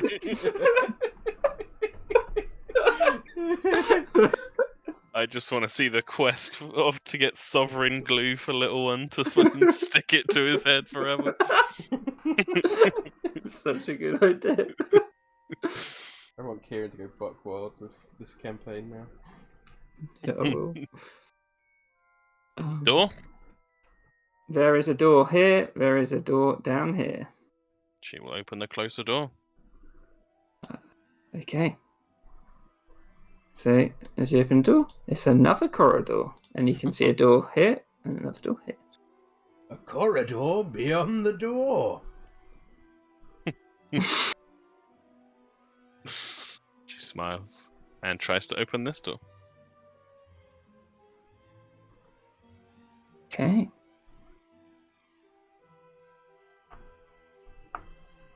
Right. Oh! So, this dark stone-walled room contains only a few objects. A 5-foot diameter circle of intricate runes covers the floor.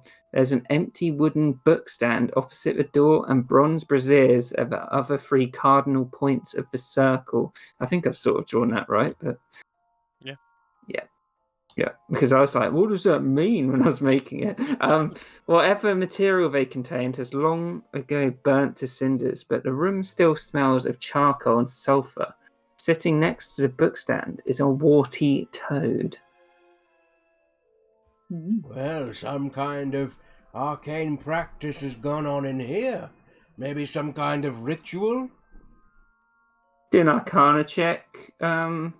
Anyone who's thinking about it? You think this is the reject cat? Reject cat.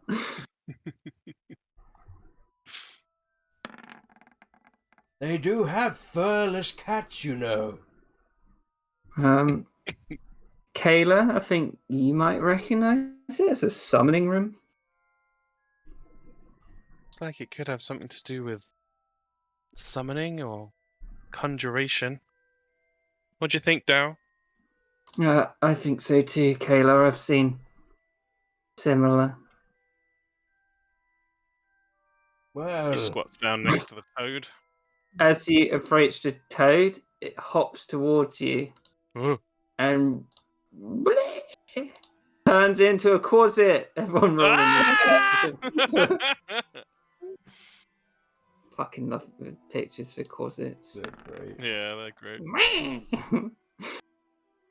Good old Oostranoz. Fucking Muse beat me by 0.5.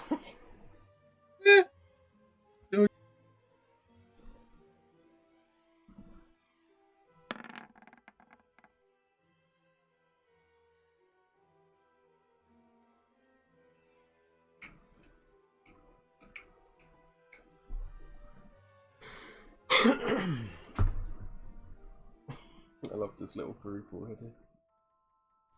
They're very cute.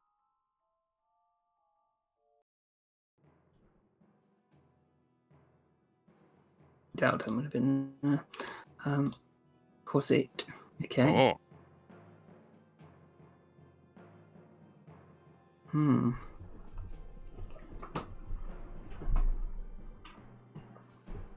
It is gonna use its 1 time a day ability on Kayla.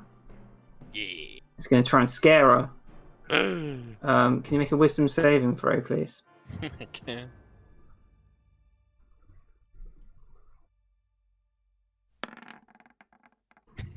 Fucking hell. So The fifth natural one you've got this session. Hey You- man, I'm embracing it.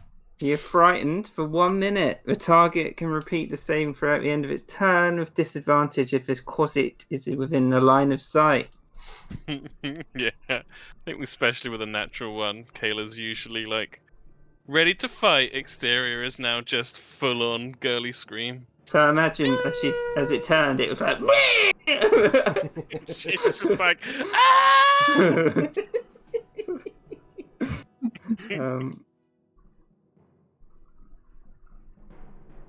The old scream face things.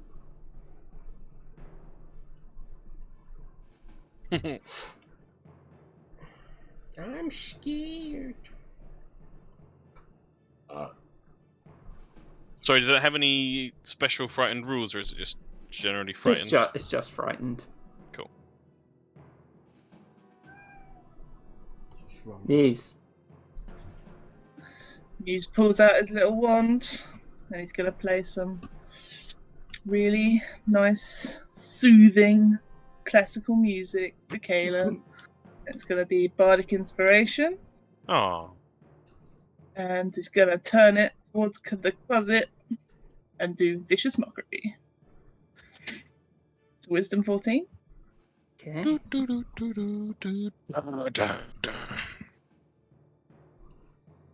Gets an 18. Oh, It's all good. We'll step to this corner. Little one. Little one will walk up to it. And he's gonna cast Fucking hell. Step He's gonna cast Booming Blade.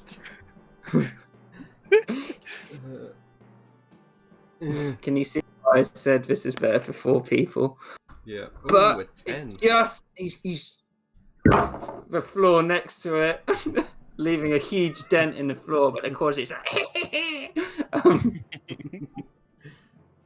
Kayla. Kayla, especially with a natural one, is definitely going to spend her turn disengaging and running away. She pushes past Dowdun.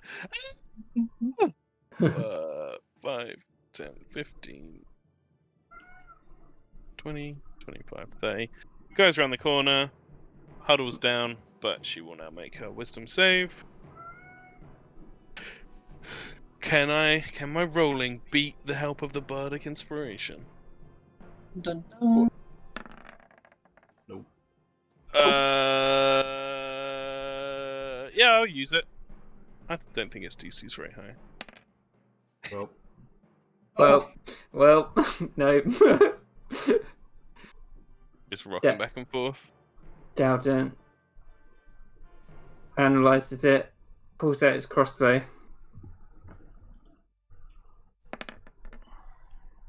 Hits. And it takes a single shot to the chest and it's and dies.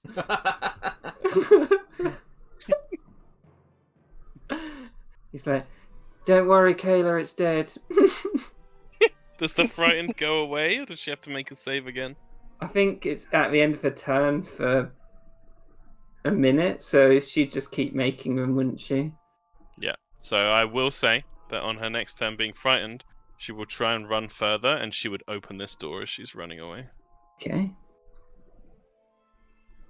Shall I read out what Kayla's seeing in this room? Probably not. I'd probably wait till everyone's there. Yeah. She's just like diving in and huddling around the corner. Yeah. And then I'll make a couple of saves. I'm sure she'll get there eventually. Right.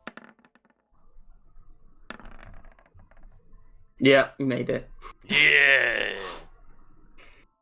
Little one's gonna pick up this dead Quasit, kind of just like dangling it from his fingers, and he just says, Are a fiendish creature.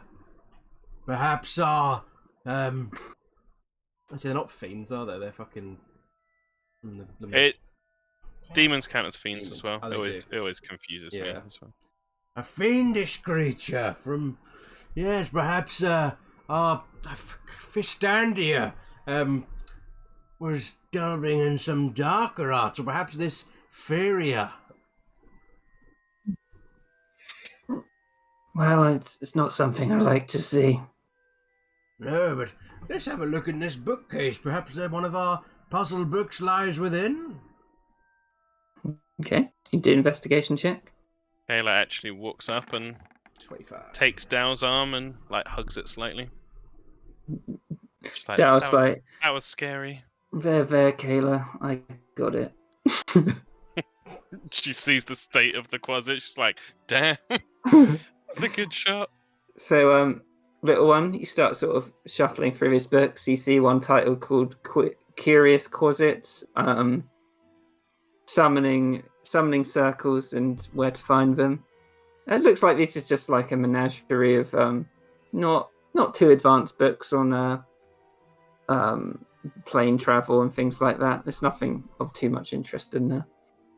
Well, these might be useful to the library, but nothing particularly stands out, so I think our search continues.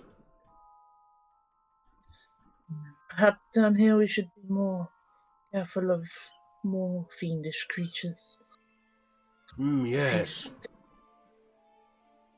I shall head first then, just to make sure we're properly covered. I opened the door. Sorry, I was trying to get away. That's all right, Miss Kayla. We've all had a little fright in our times. Let me go check it out. Was there a door over here as well, Kieran? There is a door up there, yeah.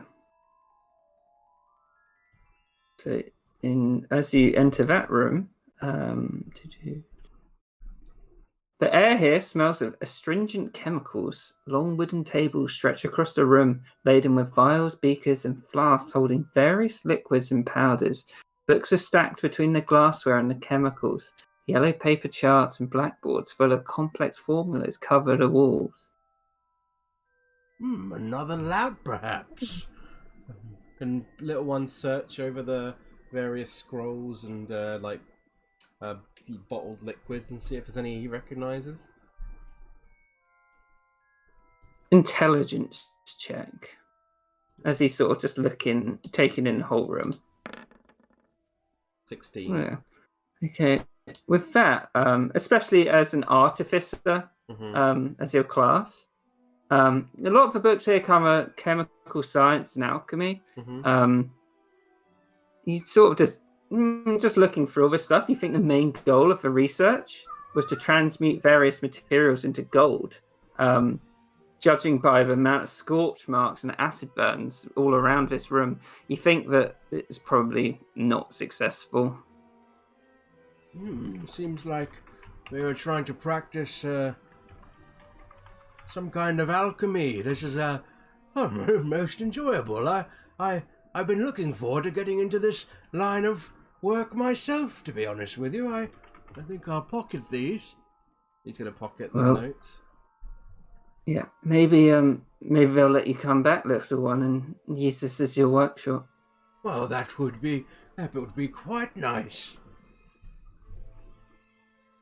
There are a few other things in this room. You can see some vials on the table. You can see some clay figures as well. Can that one look over the vials and see if he recognises what might be in them? Yeah, do an Arcana check.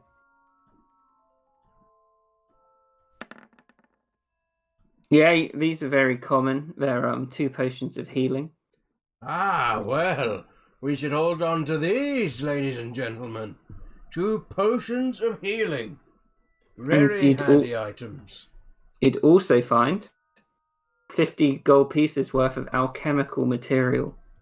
Ah, and some alchemical materials. Well, since there's no one here, and I'm more than willing to pay for them if they need so, then if anyone else doesn't mind, I would quite like to take these alchemical ingredients. I do not want them. Go ahead. Thank you kindly, my dear. Well, let me just pop these in my bag. See, if anyone else wants to search the room, like for anything else which could be useful, we can do an investigation check. Kayla's picking up one of the little clay dolls. Does it look Yeah. like a person? So, yes, it does look like a person. Fucking Look, Muse. it sort of looks Eee. barely humanoid. It's got a winged body as well. Would she make the connection that Tom knows? Do it, seeing as you know. Do it with advantage. Do an intelligence check with advantage.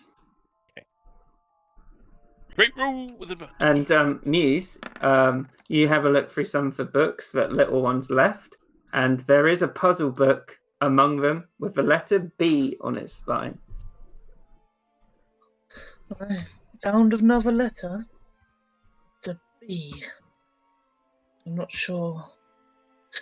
Even looking at the letters, I'm still unsure. Yes, quite. Ritlieb is the only thing I can put together. Oh, and, Muse, Kayla, I think you should take a potion each. Bless you. So, If you're sure. Kayla, you would be able to put together what you're thinking. Just kind of like, oh. I think maybe this turned into the little guys upstairs. Ah, of course, the homunculi.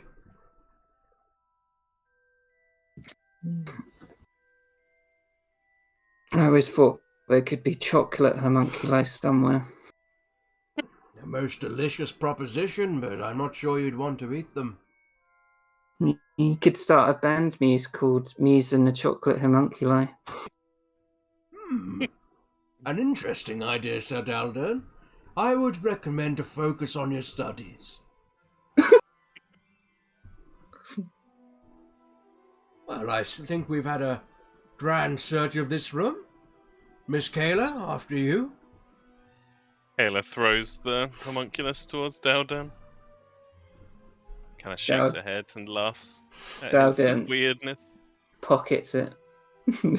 Yeah. Who wants a homunculi? Hell yeah. Kayla gets to the store and opens it. Hang on, let me just put the stuff in. Yeah, he's going to make some homunculi. Urethra. Not urethra. Urethra? I can't remember her name. Erathia. Yeah, Urethra. stab it. Elisha and Erathia. What were their last names again? Deep Wells. Deep Yeah. well. Okay, so the last room. God, this timed really well, to be honest. Yeah. Hell yeah. So as you walk in here, this room smells of alcohol and brine. It like permeates like the wood, like your nostrils. It's like quite overwhelming as you go in. You see glass vessels, large and small, stand in rows on the floors and the table, ranging from 1 foot to 6 feet tall. Inside each vessel is the body of a creature floating in clear liquid. One 4 foot tall container is missing its lid and has no occupant. This. Well, perhaps this is where our little Quasit escaped from. What does the rest of these creatures look like? Okay, so there's going down from like north to south to west as you're looking through. There's a cockatrice, a flumph, a giant fire beetle, a small grell. I don't know what a grell is. Does anyone know what else a grell? Yeah, they're creepy if they're what I'm thinking of.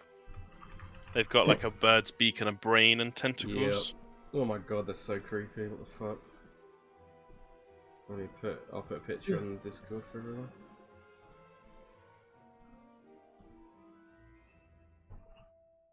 There you go. Yeah.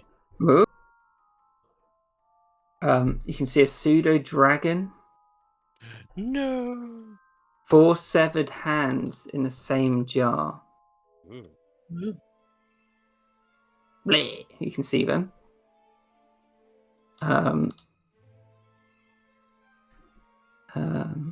And another jar which has a slard tadpole in it. It's all coming together.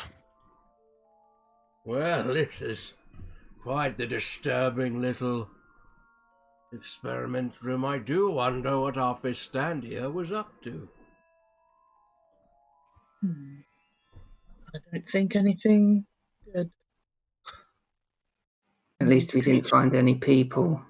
Quite, Sir Daldon, quite. Those Well. could have been attached to people, Dal. That is true. Gives her a nice shit-eating look. Like, Well, let's have a look under these tables and see if there's anything of note. He's gonna look around the room under the tables and see if there's any potentially more books lying around. Is he approaching over here? Yep, he'd be doing the full, like Okay. that. As you get to here, little one, Mm-hmm. everyone in the back can see that these claws are pushing the glass lid off the top of the jar, and they start coming towards you, little one. Look out, little one.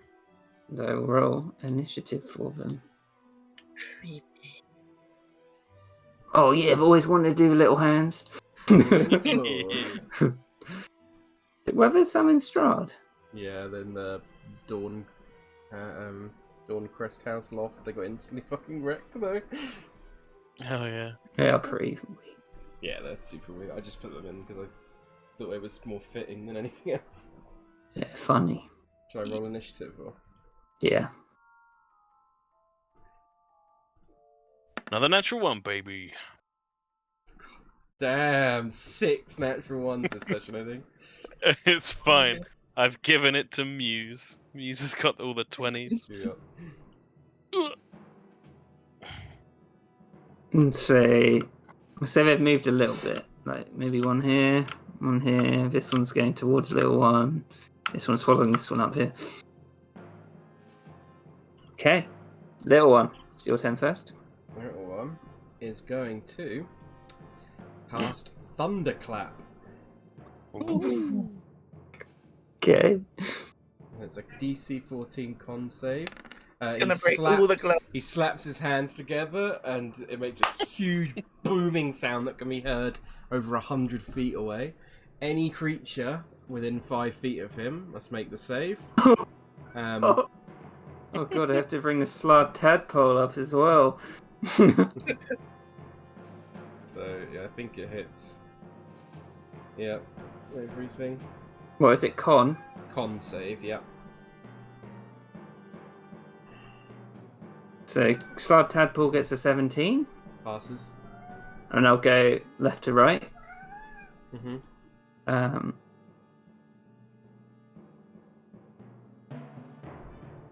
The first hand fails. Second hand just gets a natural 1.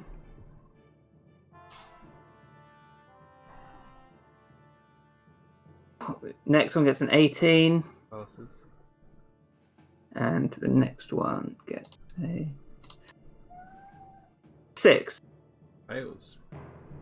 All the ones that fail take 5 thunder damage. Okay, so is it like him clapping his hands? Yeah. So as you clap your hands, all of the glass jars around you just like explode open with the dead creatures inside just like plopping to the floor. The Slard Tadpole, which was still alive, is instantly disintegrated. It passed. Oh shit! Takes no But damage. it's stuck in a jar though. No wait, Jar would have Jar exploded. smashed. so it's just You got- limping around on the floor. You got to roll initiative for it, I guess. Can it walk? Yeah, it's got speed. Fuck, didn't know that. That's Yeah, they're awesome. creepy little fucks.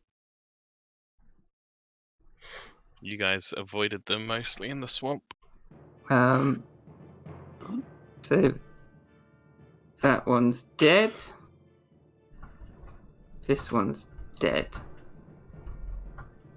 They don't take half damage, do they? No.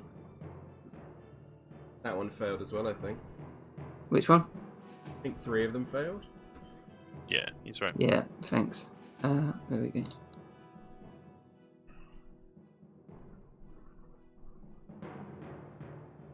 Muse. He's just watched all the glass break.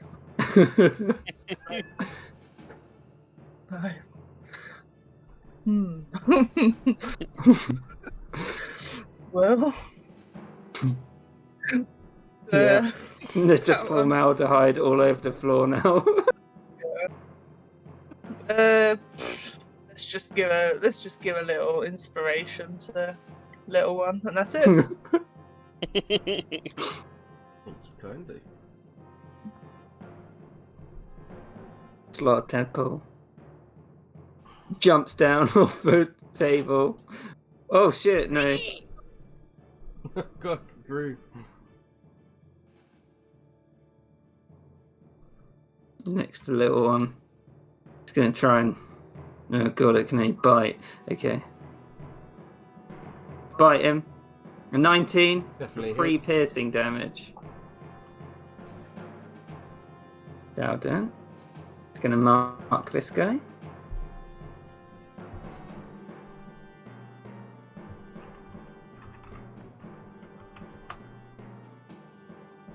And he will shoot at it.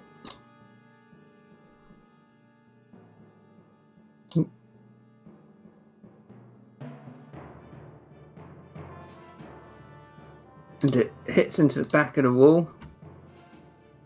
Crawling claw. Moves up to next to Kayla. Ah! Do I get attack of opportunity? No, because it would have gone. Oh no, actually, yeah, you would. You would. I forgot. It's still within 5 feet of little one. I mean, is it? It should be because his edge of the token is within 5 feet of it. Yeah. Yeah. God, this table's gonna go flying. Nope. Oh. Or Yeah, yes. disadvantage, little one. Yep. And it's gonna rake out at Kane. 15 for 3. It's gonna slash you instead of punching her. Ah! Kayla's turn. Bad. It's like 2 can play at that game. She's gonna punch the hand. Yes. What? 16. 16? It hits. 5 bludgeoning damage. And she's punching it, right? Yep. So I imagine as it goes to punch, the hand goes to catch the punch, but it just breaks. You hear the bones crack in it as it tries to hold it. Ugh. And She dies. like goes ugh and like flings it off into the wall behind her, probably over Muse's head. Ducks. And then she'll step up and bonus action punch this tadpole.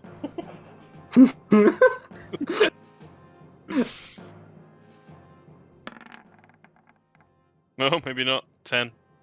Hang on. It's not enough. Hey. Yeah, there we go. Little one. No one's gonna try and punch this tadpole.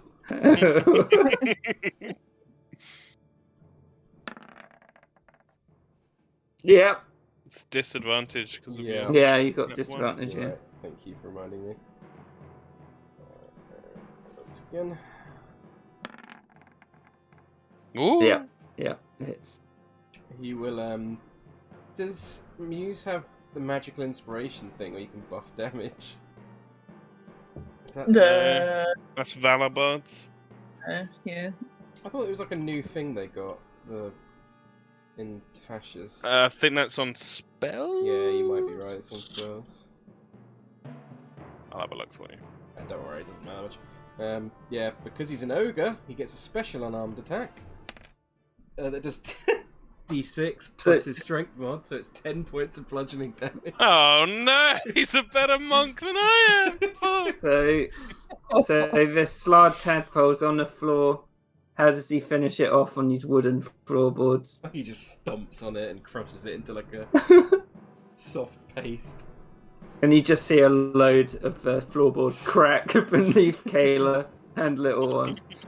And it is dead. Man, Bardic Inspiration should be fucking reaction, I'm calling it now. It's like you've used 3 of them and it's just like they haven't been used, like, at all. Yeah. It just feels so bad. I really need to... Once I get the maestro, then I can use it on other shit. That's yeah, fine. that's true. I really... Well, finish this room because there's basically nothing left. I really need to pee though. I cannot hold it. I'm Okay. sorry, I'm gonna like piss myself. Okay, don't worry.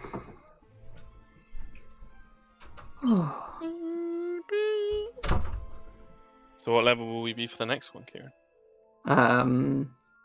I think I might fill in an adventure for level 2. Sweet. Sounds Right. good to me. Make it more, I don't know, something a bit weird. It's a bit different. Sounds good. I might make this place their base. I like that. Oh This- no, cumin and this- coriander forever. The secret base, though, like they go there to hang. Oh yeah, hang and smoke weed in the secret base.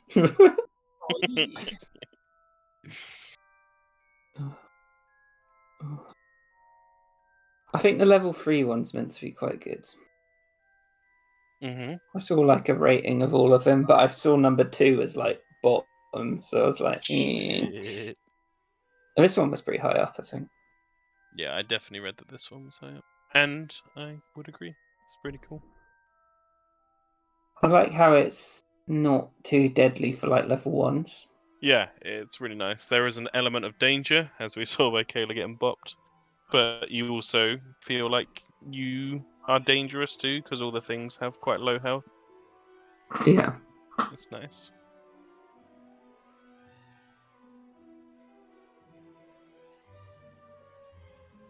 Let's have a look what the other chapters are. Mazroth's Mighty Digressions. That sounds cool. Yeah, I kind of want to like combine it with Strix. yeah, be funnier. Yeah. Yeah, the Tasha thing is magical inspiration. Still really good though. It's always nice to DM a different thing. Yeah. Can bardic be reaction? Yeah, I might do it for the future because everyone seems to think it's a good idea, and I'm not gonna, I'm not too bothered. Because I think a party in Cormin now is gonna be a lot less powerful. I think. I think the party will be a lot more tanky, but a lot less damagey. I'm back, by the way. Oh, tanky. Yeah, Toby's pretty tonk. He's got a high AC. He's got 19 AC. That's Yeah, pretty good. Pierre, And they- Pierre can be pretty tanky AC-wise as well, to be honest, with his defensive flourishes. Yeah. And he's got I the suppose, dueling reaction thing he's got. I suppose Anne Joan can get in there as well. She's got good AC. Especially with her new armor. A Yeah. decent armor on, yeah. And Toby's going to be using his reaction every turn to reduce damage. Yeah. And it reduces the damage by a lot. It's kind of crazy the more I look at it. Right. One thing I So- thought with Bardic Inspiration, if you didn't want to use it as a reaction, I feel like the Bard I should do. get it back if it's not used.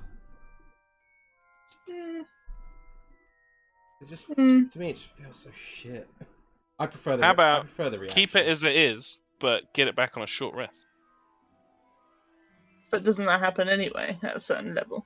It does at a certain level. And I will say, having played Bardy McPitchy Boy, that it felt bad until I got it back on a short rest. Then it felt fine. Because then it's like, if your Yeah. charisma mod's 3 or 4, you've got 3 or 4 of them and you just chuck them about. And then Yeah, that's true. you get them back on, and with how short rests are often used, it means throughout the day, if you short rest a couple of times, you end up with like 12 Yeah, that's Bardic true. That's a good inspirations you're point. giving out, or what have you. Okay. I mean, I'll have a think.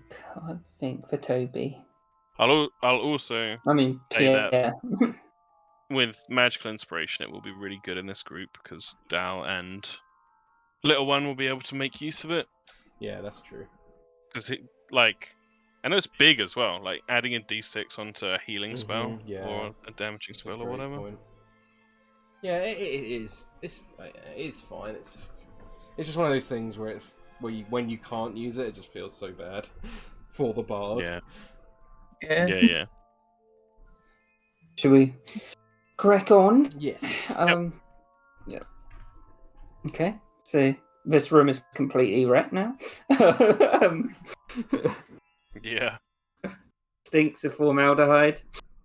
Well, I think if our old friend Fristandia is to return, then we may have some explaining to do. But I would say to her that perhaps you shouldn't leave walking hands around in a jar. Nor fiendish creatures, yes. Precisely, Mr. Muse. Now I understand the phrase like an ogre in a china shop. Well, yes. He looks a bit sheepish. No, she'd say, no offense meant. Your strength is incredible. None at all, Miss Kaler. It is I do my best to get by. She surveys the room. Yeah. Okay. We have no So- more doors. You've been to all the rooms. Well, we've Now got. it's that game you mentioned earlier. Perhaps we should return to the central room and see if these might line up with any of the other books in the bookcase.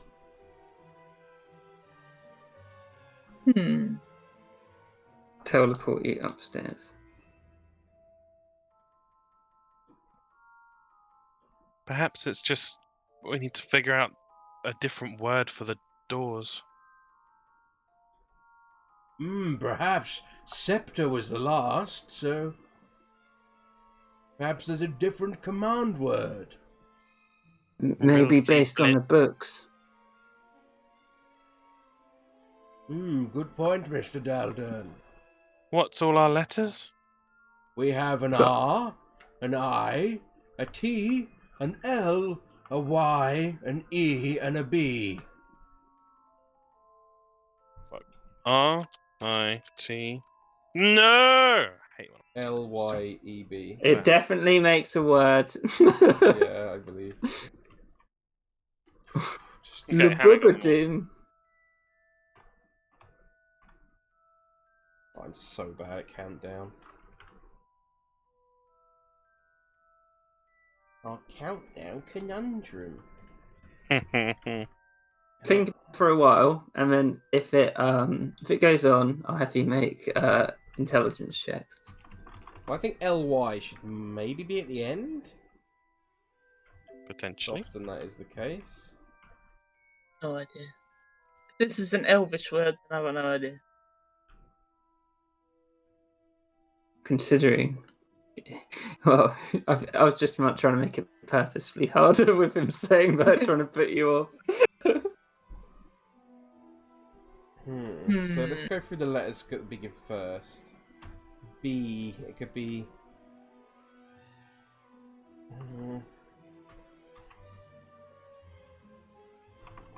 Maybe it's not L-Y last.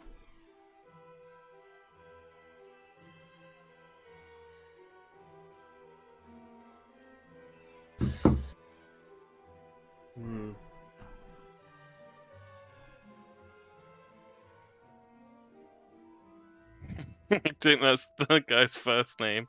Britley. Britley. Leave Britley alone. It's Anya! Right, It's the end. Andra. Hello? Yes, Hello. it's me. Help us solve Sorry, this puzzle, everybody. Anya. Yeah, solve this puzzle for us. Wait, And then you're forgiven. what's the puzzle? You make a word out of the letters that Hannah posted, those letters. Oh my god. It's like countdown. Using all the letters? Yeah. Anya gets it. Whoever rolls highest on intellect check will be the one who gets it. No, I want to figure this out. We can figure this out. We're smart people. It's so funny, like me looking at like, yep. Like, I would struggle with it, but when you know it, you're just like, yeah. Unsee it.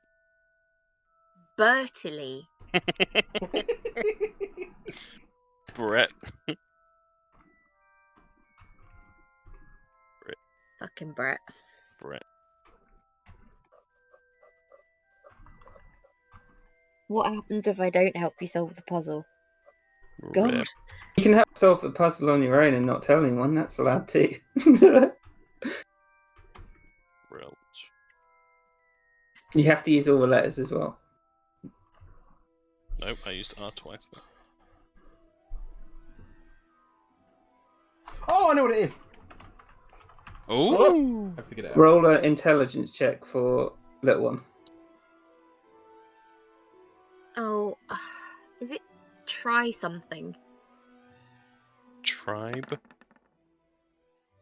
Well, he rolled really bad, so... Well, if he's got 19 intelligence, which is higher than anyone sitting here, Well, but we'll get... Oh wait, I can add the bardic inspiration to it. Yeah, it's 12. Yeah, that's fine. It's over 10. Does anyone else want to guess before little one gets it? No. Brain's melting already. I'll give you a hint. It's to be free. Yeah, I've To be 100% got it then. Can I say it, Kieran? I want to watch everyone struggle a bit more. Don't think I'm gonna get it. Doesn't feel like it's creeping up on my brain. To be free. To be free.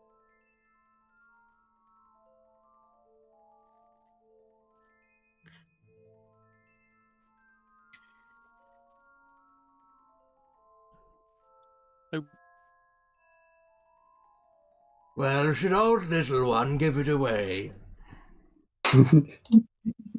Yes, I want to leave. Well, I believe the word may be liberty. And Ah, as you say liberty, you see the large glowing blue doors rise up again in front of you where the doorway is. Well, well, well. It seems when we put all our brains together, we can solve any problem. I will move you out into the room. So as you step out into the study, you see Metrius dead on the floor. Oh shit! His scream from earlier, Yeah, seemingly. he did. I thought that was just him being shit and he like tripped over or something. And we will roll initiative. Bye, Anya. Where's he going? She said she just wanted to know what the letter stuff was all about. Oh, okay. I feel a little bit intrusive now. So I was No, just it's like, not. I'm just gonna sneak off in the background. You can always play next time if you're here. I may well do. Mhm. And I will print out my event schedule and highlight when I'm working. Everyone roll initiative, please. I think we're on a different map, Yeah. too. Oh, fuck, yeah, sorry. That's why I didn't roll it, because otherwise it won't translate over. Oh, what? Muses did it? That's weird. Yeah, it will stay for you, Kieran, but Muse probably can't see his Can't see initiative it, no. now. Yeah. Okay, I'll add it on.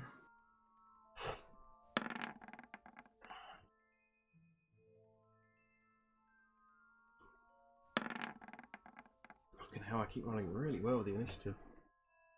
Yeah, the baddies have rolled pretty badly for initiative this time. The baddies!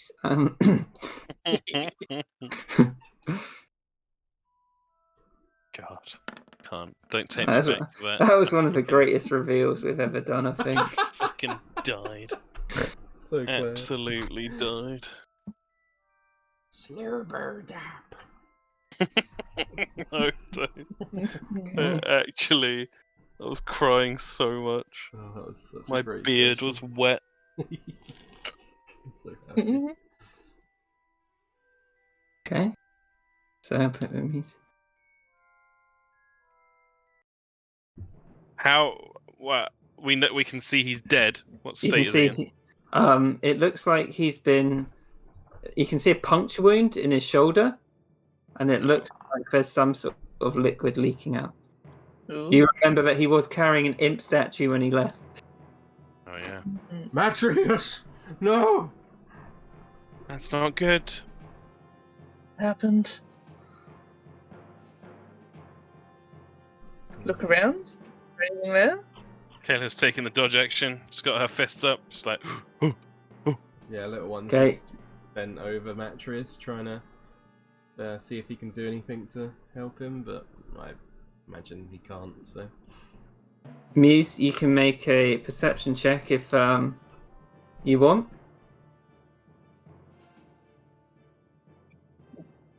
So you hear some books like, oh sorry, you hear some books like ruffle over in this direction, but you can't be sure. It's somewhere up to the north. Something ruffling over there. At least, we're not in combat yet, are we? Except that. We will go.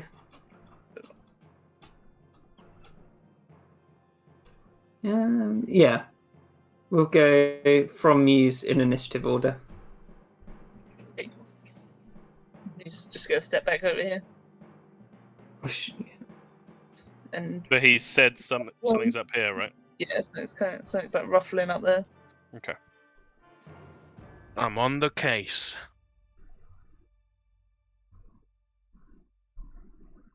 Yeah, so he just prepares his vicious mockery with his wand. That's it. Kayla. Kayla gets to here. No longer dodging. She's like, "Come out and face us." And if she can't see anything, she will take the dodge action again.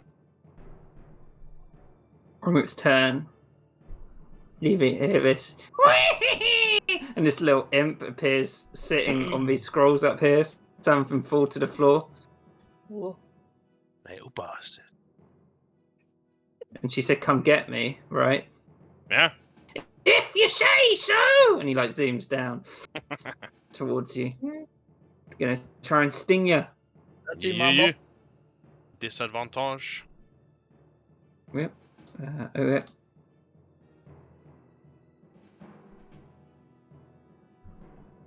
21 Yeah. does 7 points of piercing damage, and can you make a Constitution saving throw? Whoa. It's gonna be tricky. That's the 2. 3. And another 7 points of poison damage. 1 point off of instant death. Holy shit. Fuck me. That was so lucky. How many d6 is it? Is it 3? Yeah, 3d6. Yeah, that's super lucky. Should straight up be dead. 3d6 is like 10 or 11 on average. How far did it move? Got flat. Unconscious. Let's go and see how. But also it rolled super well to hit me with disadvantage. Yeah, it did. It got a 21 and a 20. Yeah. Little one. See Kayla go down. Her imp seems to have flown back. Come out and face me!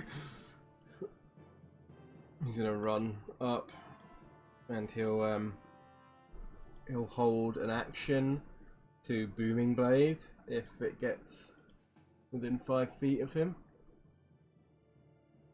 He says, You'll pay for what you've done to Matrius! Don't. Runs up to Kayla. He's like, "You'll be alright, Kayla." And he's going to try and stabilize her. Yee.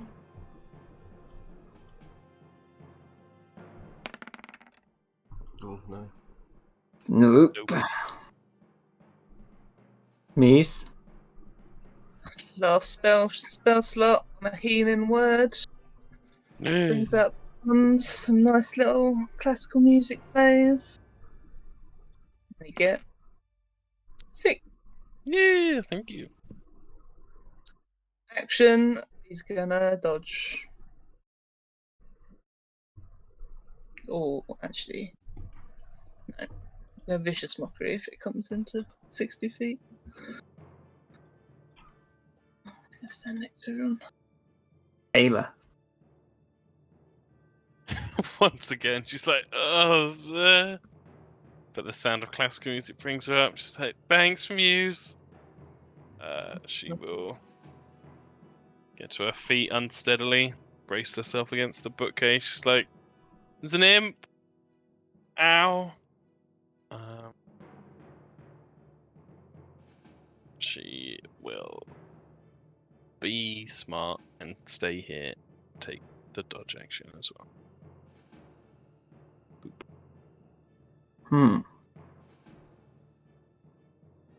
The imp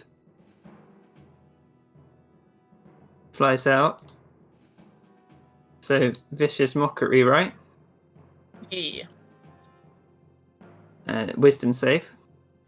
14. Gets a 15.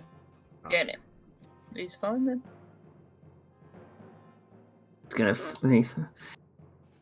flies down to little one. Booming Blade. My held action. Yep.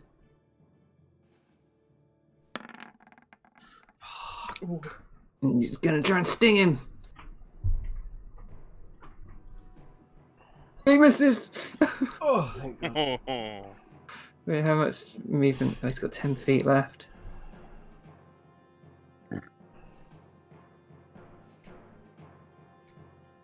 Tries to fly back up there so he can get an opportunity.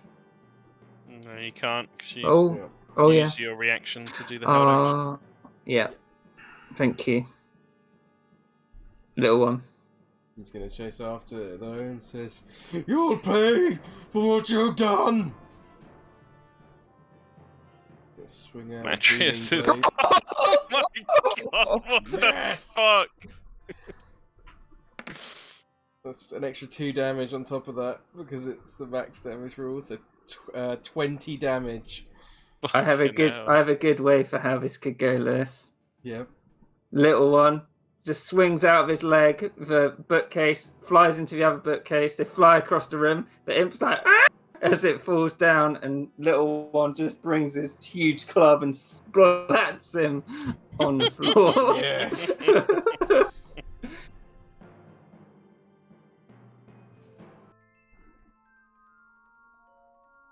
And it's the last combat. Holy fuck! It should be Jeez. dead. Little one Crazy. looks supremely pissed off, and he's just very upset, and he just stomps on the imp once more, and then runs back down to Matrius, and he says, "Quickly, report what's happened to the to whoever's in charge." And he's just gonna run off with Matrius and take him to the nearest medical facility. Yeah, he'd know where it was. Yeah. I suppose he kind of looks around. Did we really accomplish anything? I don't think so. You got your creepy statue. True. I suppose Matrius would have been equally stuck in that house, but I hope little one doesn't feel too bad. We need to find out more about Festandia. Festandia. Thank you. We do. I wonder what she was doing in there. It did seem rather occult. Yeah, summoning quasits and imps. And severing hands. Yeah. We'll have to work out. Well, I'm sure there's plenty of the Avowed who know about Festandia here. So I guess that's our next step. I think so. I'll have to see what little one thinks of it, though. I'm sure he'll want to avenge Matrius. I'm not sure if he is the type for revenge. No, he did seem pretty distraught. He looked pretty scary. Indeed. Right. Should we end the... Well, I don't know if it's a one-shot, but multi-shot there. Multi-shot. I definitely 100% want this to be a little campaign. Yeah, I'll make it the equivalent of World Amount on the side.